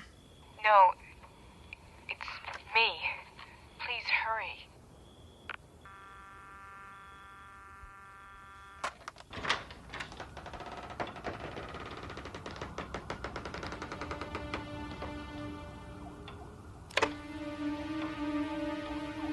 Deborah? Back here. Why are you sitting here in the dark? I don't know. What's happening to me? It's okay. Everything's gonna be fine. Look at me. I know. I'm gonna get you to the hospital and do some tests.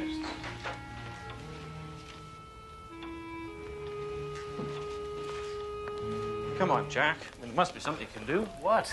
Look, we've run every test we've got. Blood count, cell structure, you name it, we've put her through it. And we can't find anything wrong with her. You've got eyes. You've seen her. Looks like premature aging to me. I agree. It's a nice label, but until we know what the cause is, that's all it is. Look, I'll arrange a CAT scan, see what radiology's got. If I hear anything at all, I'll let you know. Now go home and get some sleep. Dr. Chen, OR3. I'm sure this is quite unnecessary, Doctor. Yes, I'll decide that for the time being. Whatever's hit Deborah, I have to know if it's contagious. I've never felt better in my life. Neither has Aunt Selena. And your mother? Oh, she never changes. She just sits up there in her cat bird seat watching the world go by. That's a souvenir from childhood, if you don't mind. My niece is correct. We don't need a doctor. Your interest is appreciated, but as you can see, we're all perfectly well. Oh, yes, I can see that. It's a curious coincidence, isn't it? Deborah's showing signs of premature aging. I said that would be all, Doctor. In fact, I should think that you will no longer be required. Payment for your services will be sent on to your office. Well, what about Deborah? Oh, we'll see to it that she gets all the best care. You needn't concern yourself with it any further. Fine. Well, if it's all the same to you, I'll choose what I want to concern myself with. Good day.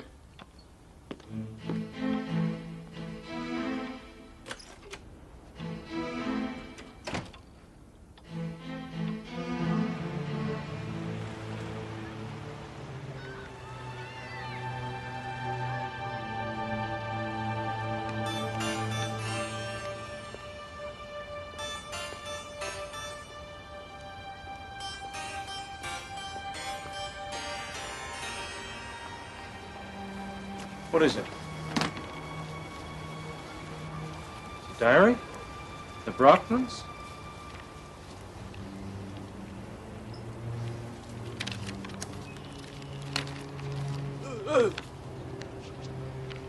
July 17th, 1940. Our picnic was almost ruined by a fire when a horse kicked over a kerosene lantern. Only Martha was burned. The physician says she'll be all right, but we'll have to live with a scar for the rest of her life. It's in the same place as her daughter's scar. Can you get me back in there tonight?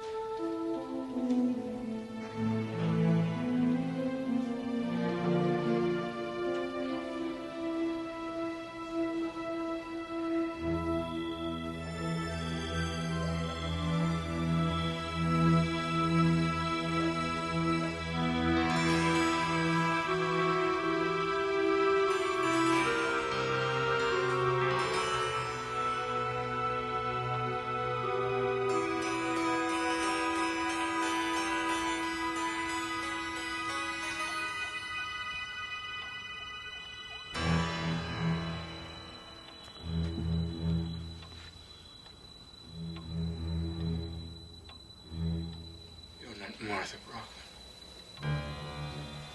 Are you? You're Diane. You're the daughter. What are you doing here? At first, I didn't believe it. I mean, I didn't want to believe it. What are you talking about? I went to the hospital. I did some checking. Diane Brockman has green eyes and no visible scars. The woman sitting in that chair has green eyes. So what color are yours? And where did you get that scar? How old are you really, Martha? Get out. Oh, it's a convenient deal, isn't it? Get out of here! Get out of this house! Not before I talk to Selena. No. Selena! Selena! My God. Selena, he knows. It isn't right, Selena. Give Deborah back her years. You know it isn't right. Not right? What do you know about it? The game is longevity, Doctor. You play at it with your medicines and your stethoscopes, but we've won. There's one rule, Doctor. It has nothing to do with morality or love. When illness or death encroach, the trade takes place. That's the way it's always been and the way it always will be.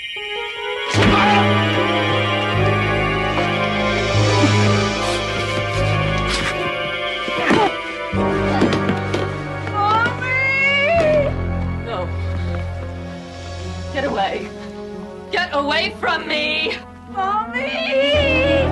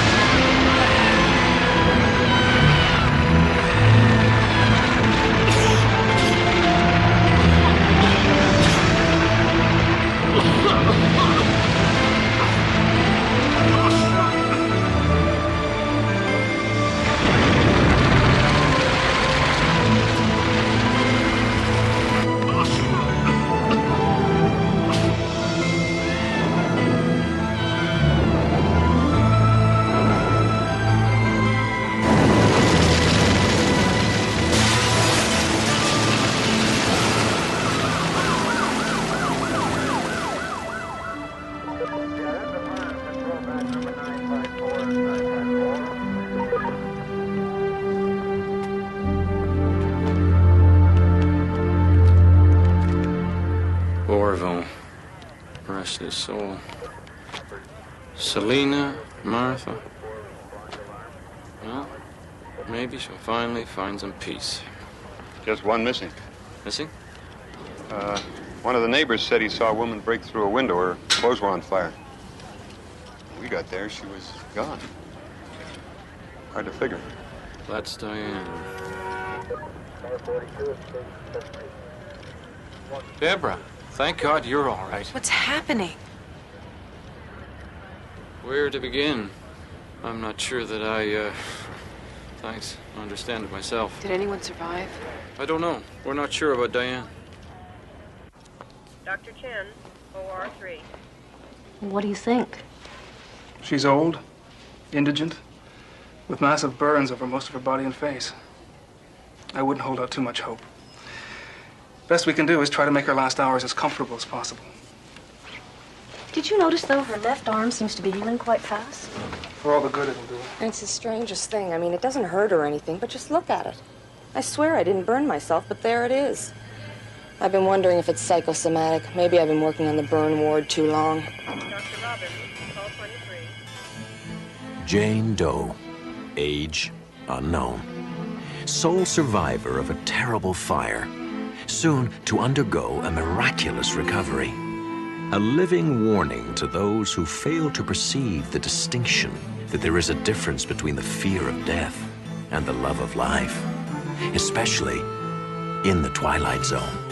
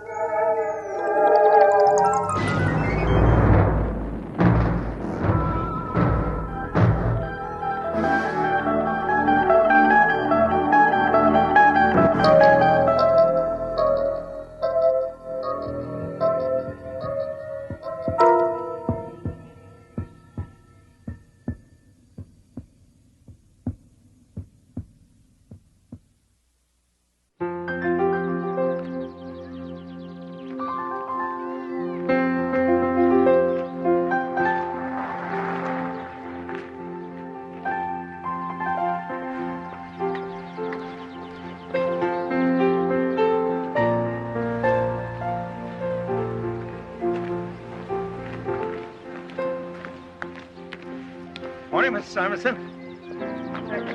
Oh, that looks painful. Oh, I was just cleaning out the upper cabinets and stood up and ran right into an open door. Silly of me, I guess. Well, it can happen to anyone, but you be more careful and take care of that bruise. I will, thanks. Oh, almost forgot. Bye now. Bye. Louise Simonson, considered quite pretty once, not long ago, before the arguments and the years and the stick took it out of her. Louise Simonson, like so many broken on the wheel, with one subtle difference. This wheel has a name. Jack? I got something from my sister. No. I just wanted to see what it was, that's all. I mean, it's from my sister, and I haven't seen her in such a long time. 12:05, Louise. 12 o'clock is lunch. Lunch. 12 o'clock. Get in there and fix lunch. Now.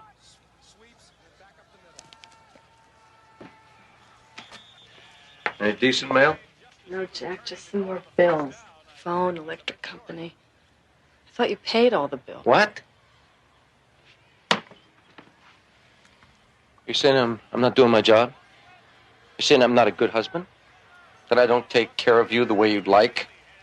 No, I'm not. Oh, there you see. Made me miss something. It's 12:06, Louise. 6 minutes past 12. We know what 12 o'clock is, don't we? 12 o'clock's lunch.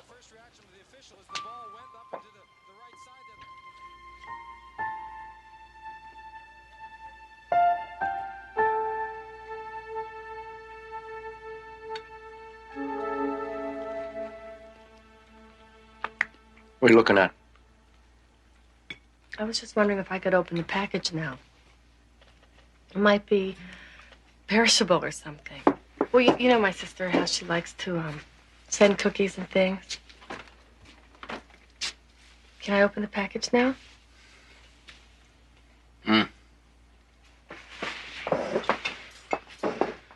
Cookies? Like she thinks we need cookies? There are cookies. You send them right back, you hear me? We can feed ourselves just fine.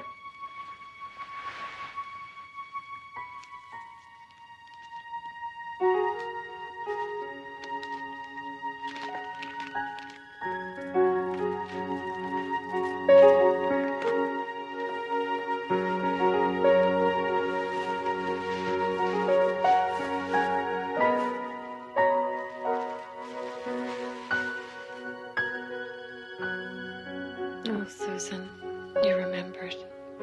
Remembered what? It was my birthday Friday. Happy birthday.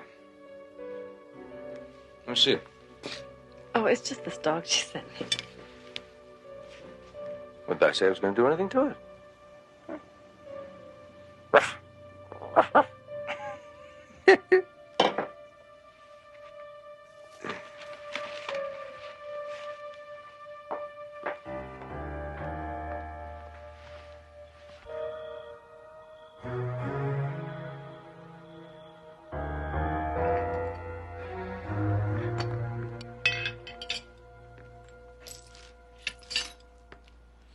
I'm going.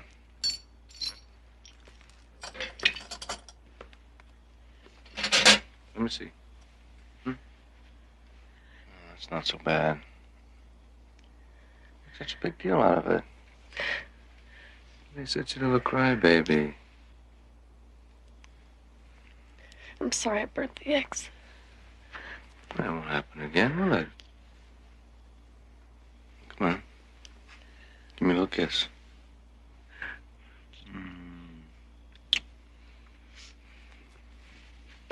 When will you be back? When I feel like coming back.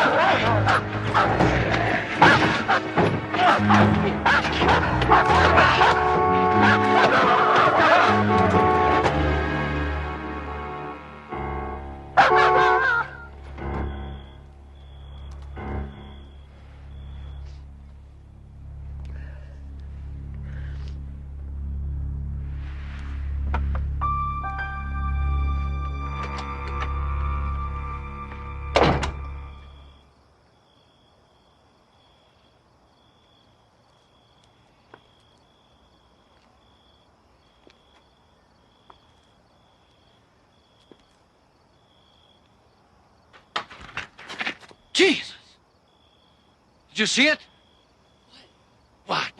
The dog! It was right there. I thought it was gonna tear right into the truck. I don't see anything.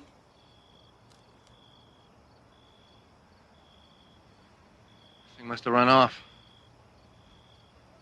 Horn probably scared it. Good thing, too. Man, if I had my gun. Look, get back inside. First thing Monday, you call the cops. Find out who's got a dog loose around here.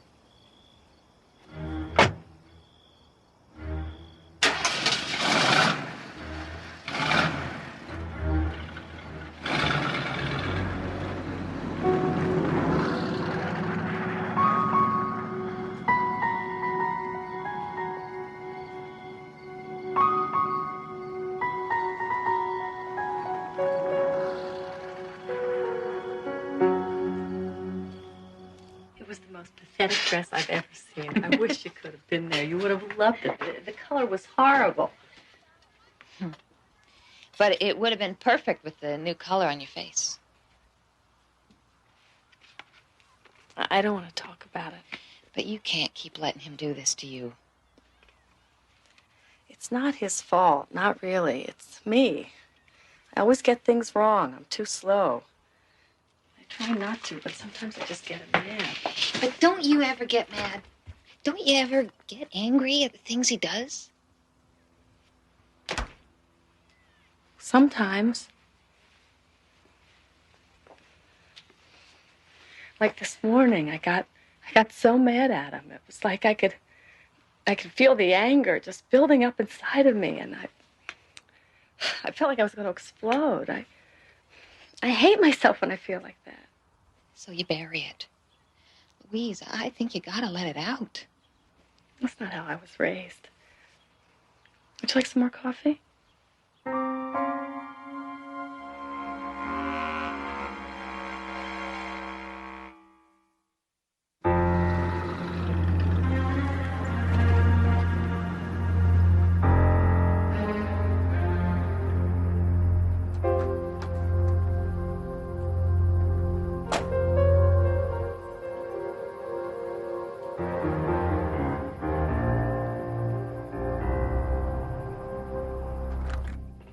I'm back. In here, Jack. What's with the extra plate settings? Well, Phil and Claire are coming for dinner. We set it up last week, remember? Oh, yeah, sure. Why all the fancy stuff? Well, I just thought it'd be nice. I don't know. Doesn't look pretty? Oh, that must be them. I mean, you work so hard, I just thought a nice dinner might relax you, you know? Hi, right on time. Oh, as always. Oh, honey, you look so nice. Oh, thanks. Hey, Phil. Hi, Louise. Where do you want me to put this? Oh, in the kitchen. Oh, it looks so good. Hi, Jack. How you doing, Jack? Fine, Phil. You want to come out to the garage for a minute, Phil? I got a new reel I want to show you. Sure. Yeah.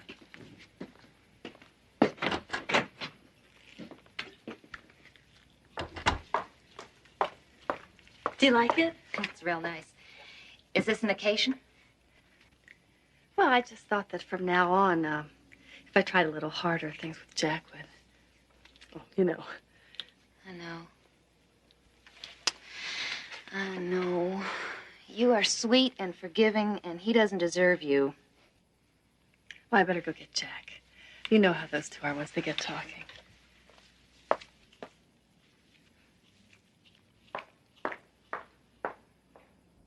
I just want us to be clear on this, okay? All you have to do is say that Frank called you Saturday to go fishing. You couldn't make it because you had to work or something, so I had to go with him. That's all. That's all. Just lie for you. That's right. All right. I And how long do you think you can keep doing this? It's only a matter of time before Louise finds out. She's not gonna find out anything. You gotta realize, Phil, she's not real bright. And Denise is? Phil, she's got legs up to here.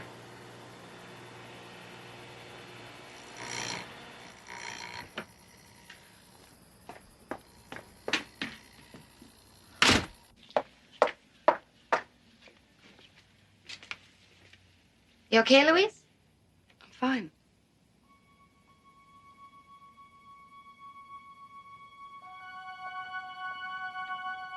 Jack, they'll be wondering what's taking us. Yeah, I'll be in a sec. You go ahead.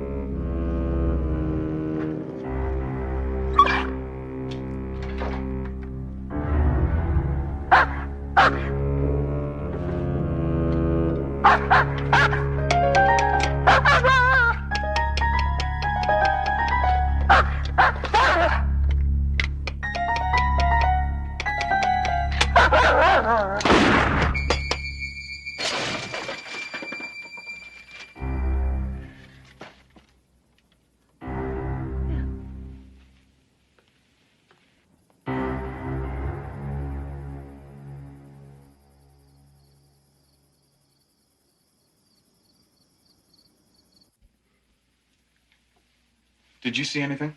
I was in the kitchen. I didn't see anything.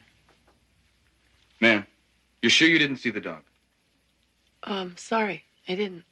There's really nothing we can do until it turns up. If you see it again, just let us know. Meanwhile, I'd advise you not to fire that thing again until you know what you're shooting at. And you better be able to show cause. Good night. Well, listen, Jack, it's getting late. Honey, Maybe are we you should okay? call. Yeah. Jack?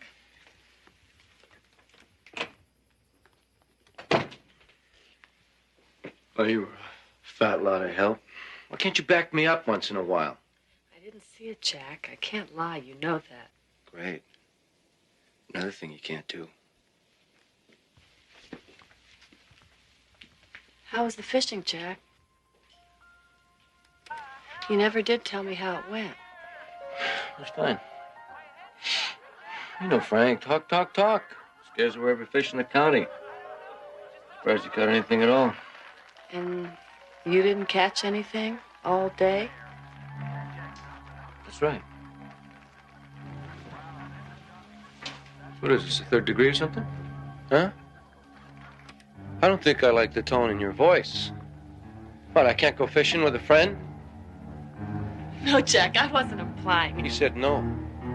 You know I don't like it when you say no, Louise. You got a problem, huh? I'll give you a problem. I heard you, Jack. I heard you with Phil. I heard you, damn it! So what? Come on, Jack. Stop it. Stop it. Stop it! Jack, come on, now, please!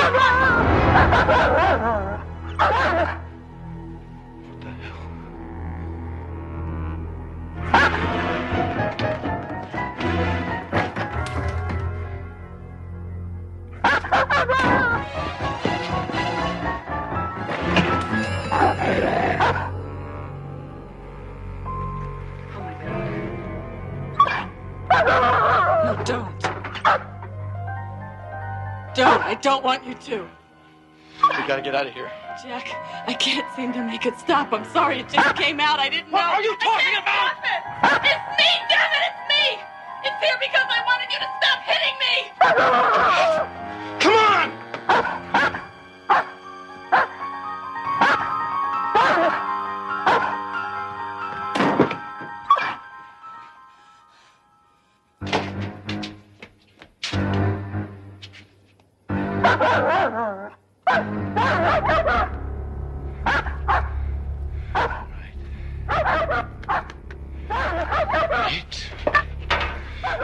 Piece of me. Someone get it! Come on!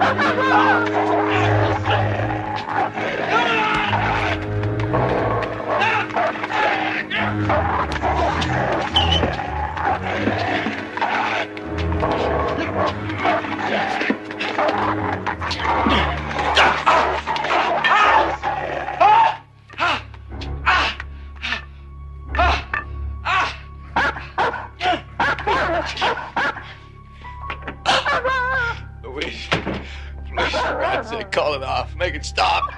I can't stop it, Jack. I can't. Maybe I could have once, but... God help me. I don't love you anymore, Jack. There's nothing I can do. I can't stop it. Please, Louise, call it off. Promise, it'll be different this time. Please, just give me a chance, okay? Just a chance.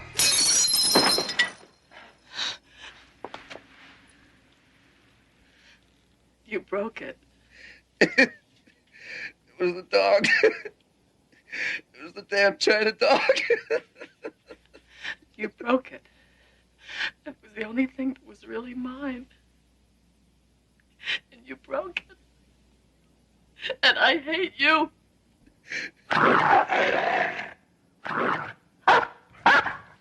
Didn't work. Louise. Louise. Make it go away. I hate you. I wish you were dead. No. Stop it. Stop it. Stop it.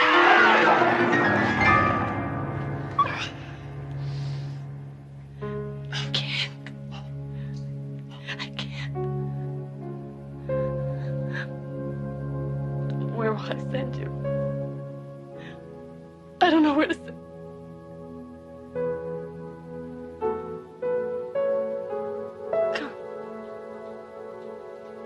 Come on. Come on.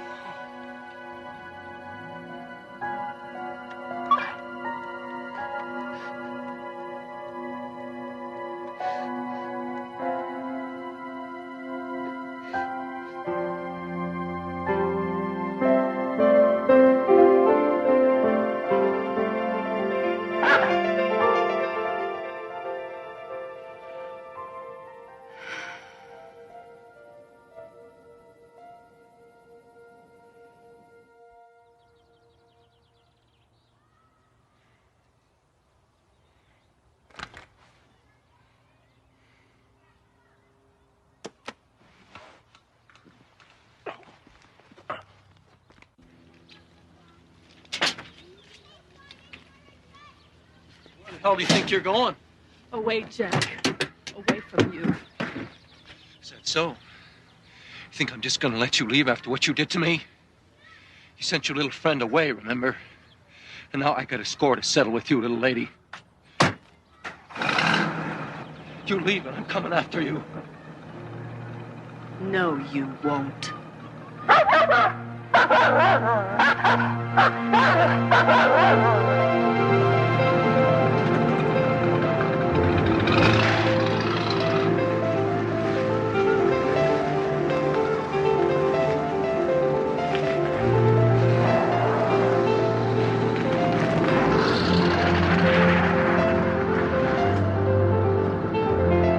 Louise Simonson, driven by pain and anger into the desperate regions of the human heart, only to discover the preeminence of her own personal power, an act of recognition that reverberates in and out of the Twilight Zone.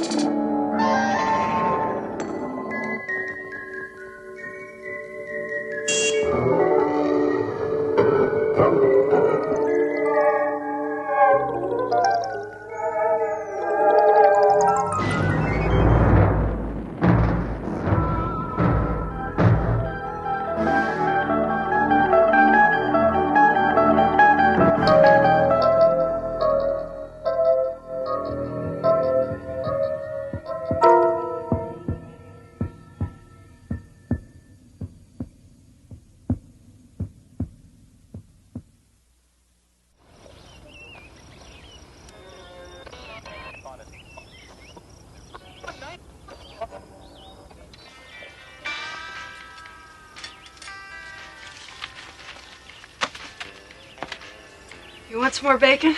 No thanks, Mom.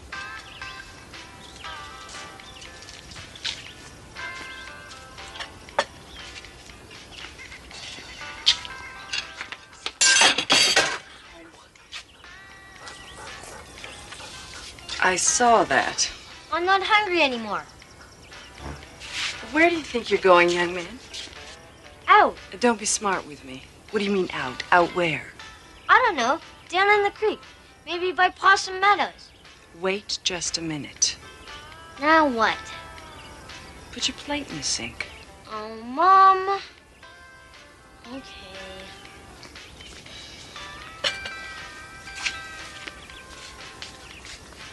Thank you. Can I go out and play now?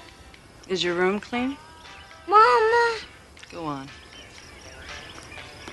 But be careful.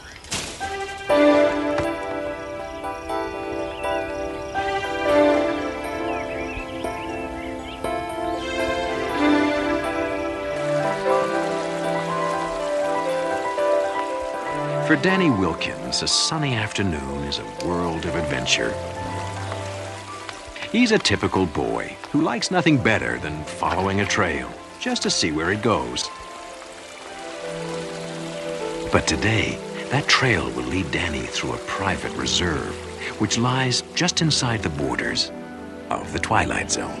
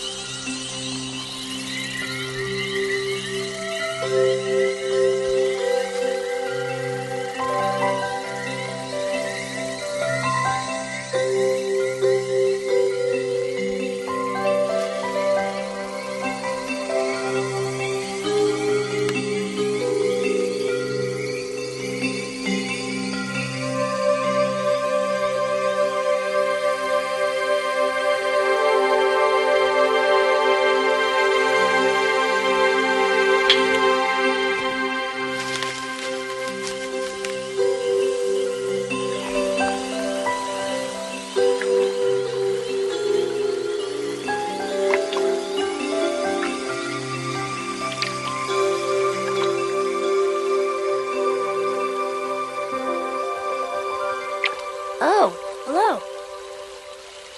Hello, Danny. How'd you know my name? It's written on your shirt.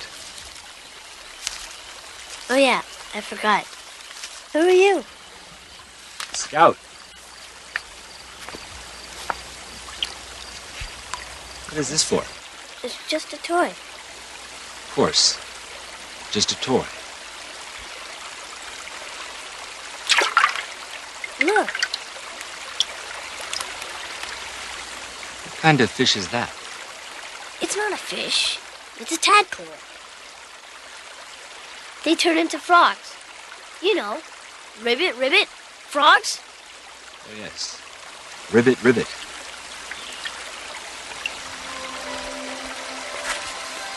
Is the weather usually like this? What do you mean? Does it ever get cold? Sure, in the winter.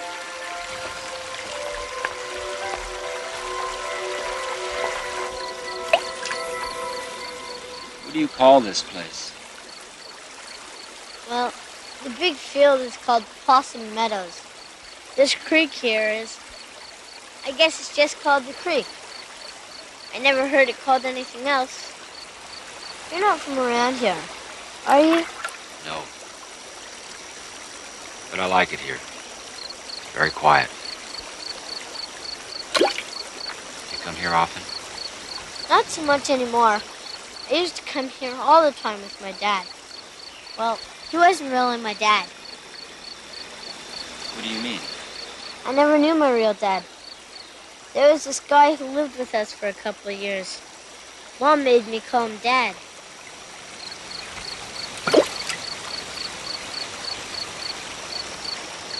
Do you miss him? Nah. Mom does, though. She thinks it's my fault he left. What do you think? I don't know. I guess. Well, I better get going. My mom will be worried. Worried? About what? Who knows? Stuff that moms worry about. You know. Thanks for showing me the tadpole. Sure like to see one when it turns into a rubbit. That's ribbit. Oh, yes, of course. I won't forget. Goodbye, Danny. Hey, I've got an idea. What do you mean you've been talking to some strange man in the woods? But, Mom... How many times have I told you not to talk to strangers? Scout isn't a stranger. He's my friend. Don't give me that. You just met him. Where does he come from? He didn't say exactly. Then who is he? And what kind of name is Scout anyway? What kind of name is Danny? Don't you smart-mouth me, young man. I'm sorry, Mom. But he's a really nice guy. You'd like him. Well, we'll never know, will we? What do you mean? I want you to stay away from him, Danny, and any other strangers you come across. Mom, it's kind of too late. What do you mean? I invited him to dinner.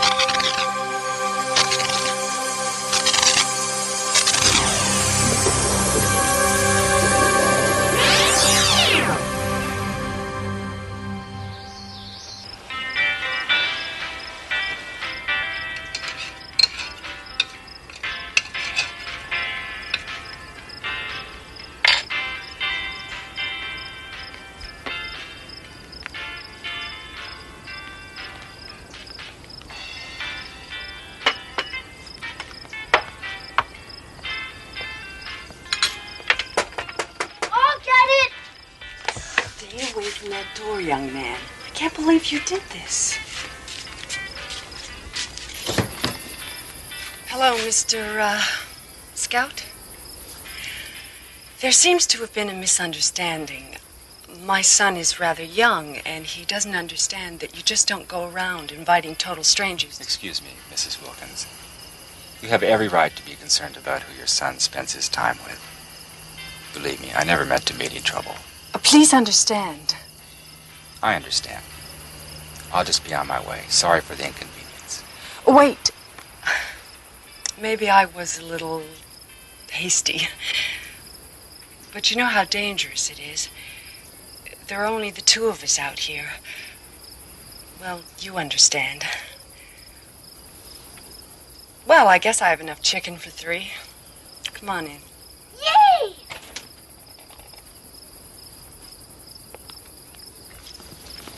Thank you. Hello, Danny.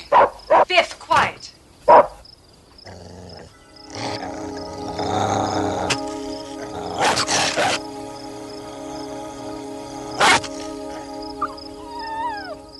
Boy, you sure are good with dogs. They just trust me, I guess. Come on, I'll show you my room. Maybe after dinner. You go wash up now. Okay. Neat! Sure you wouldn't like some more peas? No, thank you. But I'd like some more water, please. I'll get it. So, do you have a family? Family? You know, wife and kids? Oh, yes, I do. But I don't see them very often. I travel a lot. Did your wife work? Work? I've had to work since before Danny was born. Most nights I don't get home until almost dark. The worst part is, Danny's left alone a lot of the time. I don't mind, Mom. There you go, Scout. Thank you. Scout, that's an unusual name. Unusual? Well, yes. Is it a nickname? Yes, that's it. A nickname. Sorry. Danny, get a towel from the kitchen.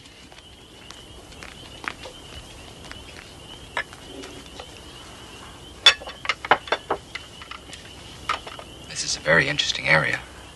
Yes, it is. What brings you here? Business. What sort of business? I work for a large industrial firm looking for a place to locate. Oh, really? Which one?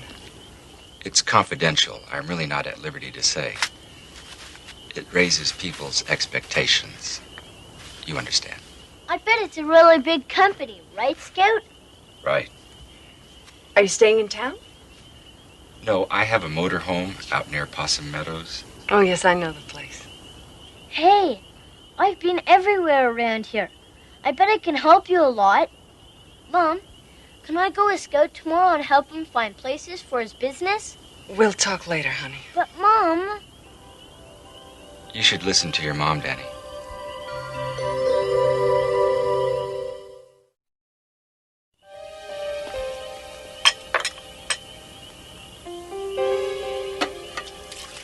You're very efficient. It's just the dishes.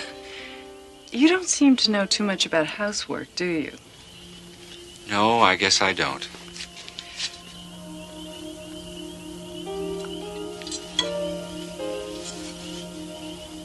It goes up there.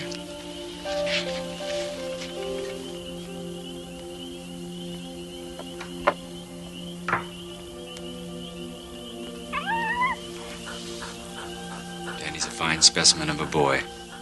You must be very proud of him. Yeah, I guess. It isn't easy bringing up a kid on your own.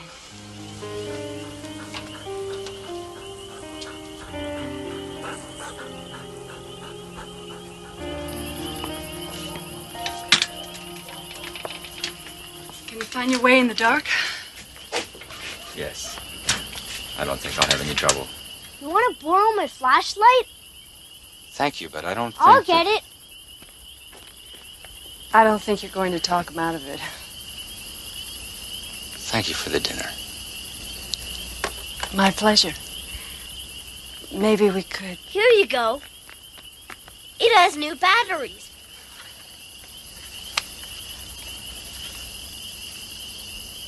Thank you. Good night. Good night. Good night. You get into bed, young man. It's late. Okay, Mom. I want you to come straight home from school tomorrow. Mom, I thought you said I could help Scout. I said we'd talk about it, and we just did. You're to come straight home tomorrow. But, Mom... No buts, and stay here. I want you to have your homework finished by the time I get home. Okay. Danny? Good night, Mom. Good night, son.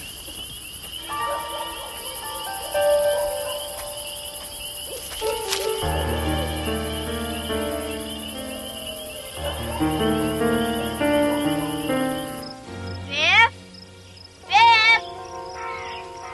Biff? Where are you?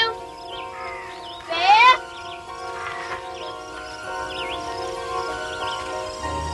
Hello, Danny. How was school? Hi, Scout. Okay, I brought your flashlight back.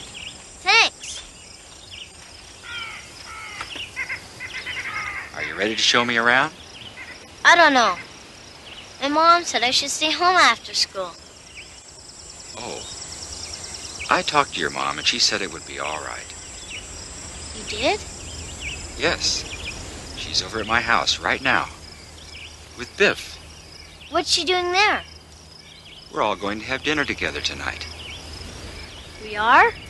Yes. Now, come on. She doesn't want us to be late. Sounds pretty weird to me. I thought we were friends, Danny. Don't you trust me? Well... okay.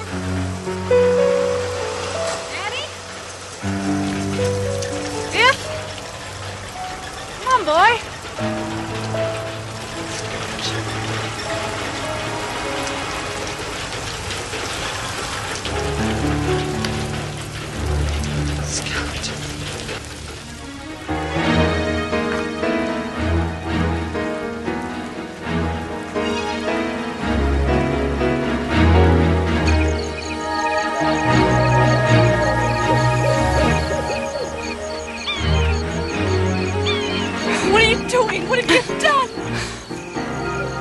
I found it there. Must be dead. With Danny! What have you done with Danny? What's wrong? You know what's wrong. What have you done with him? I haven't seen Danny since last night. He wasn't home when I returned the flashlight. He's probably just playing somewhere.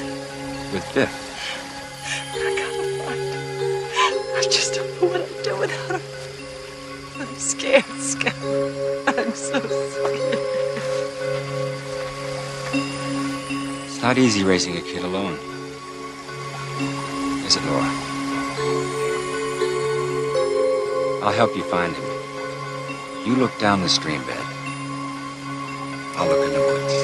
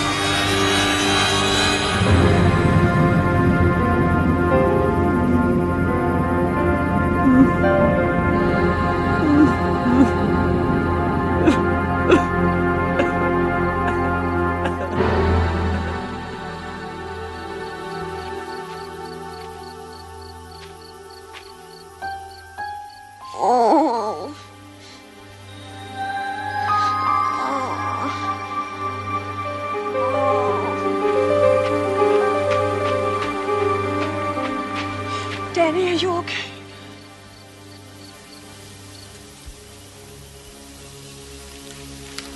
Just cold, Mom.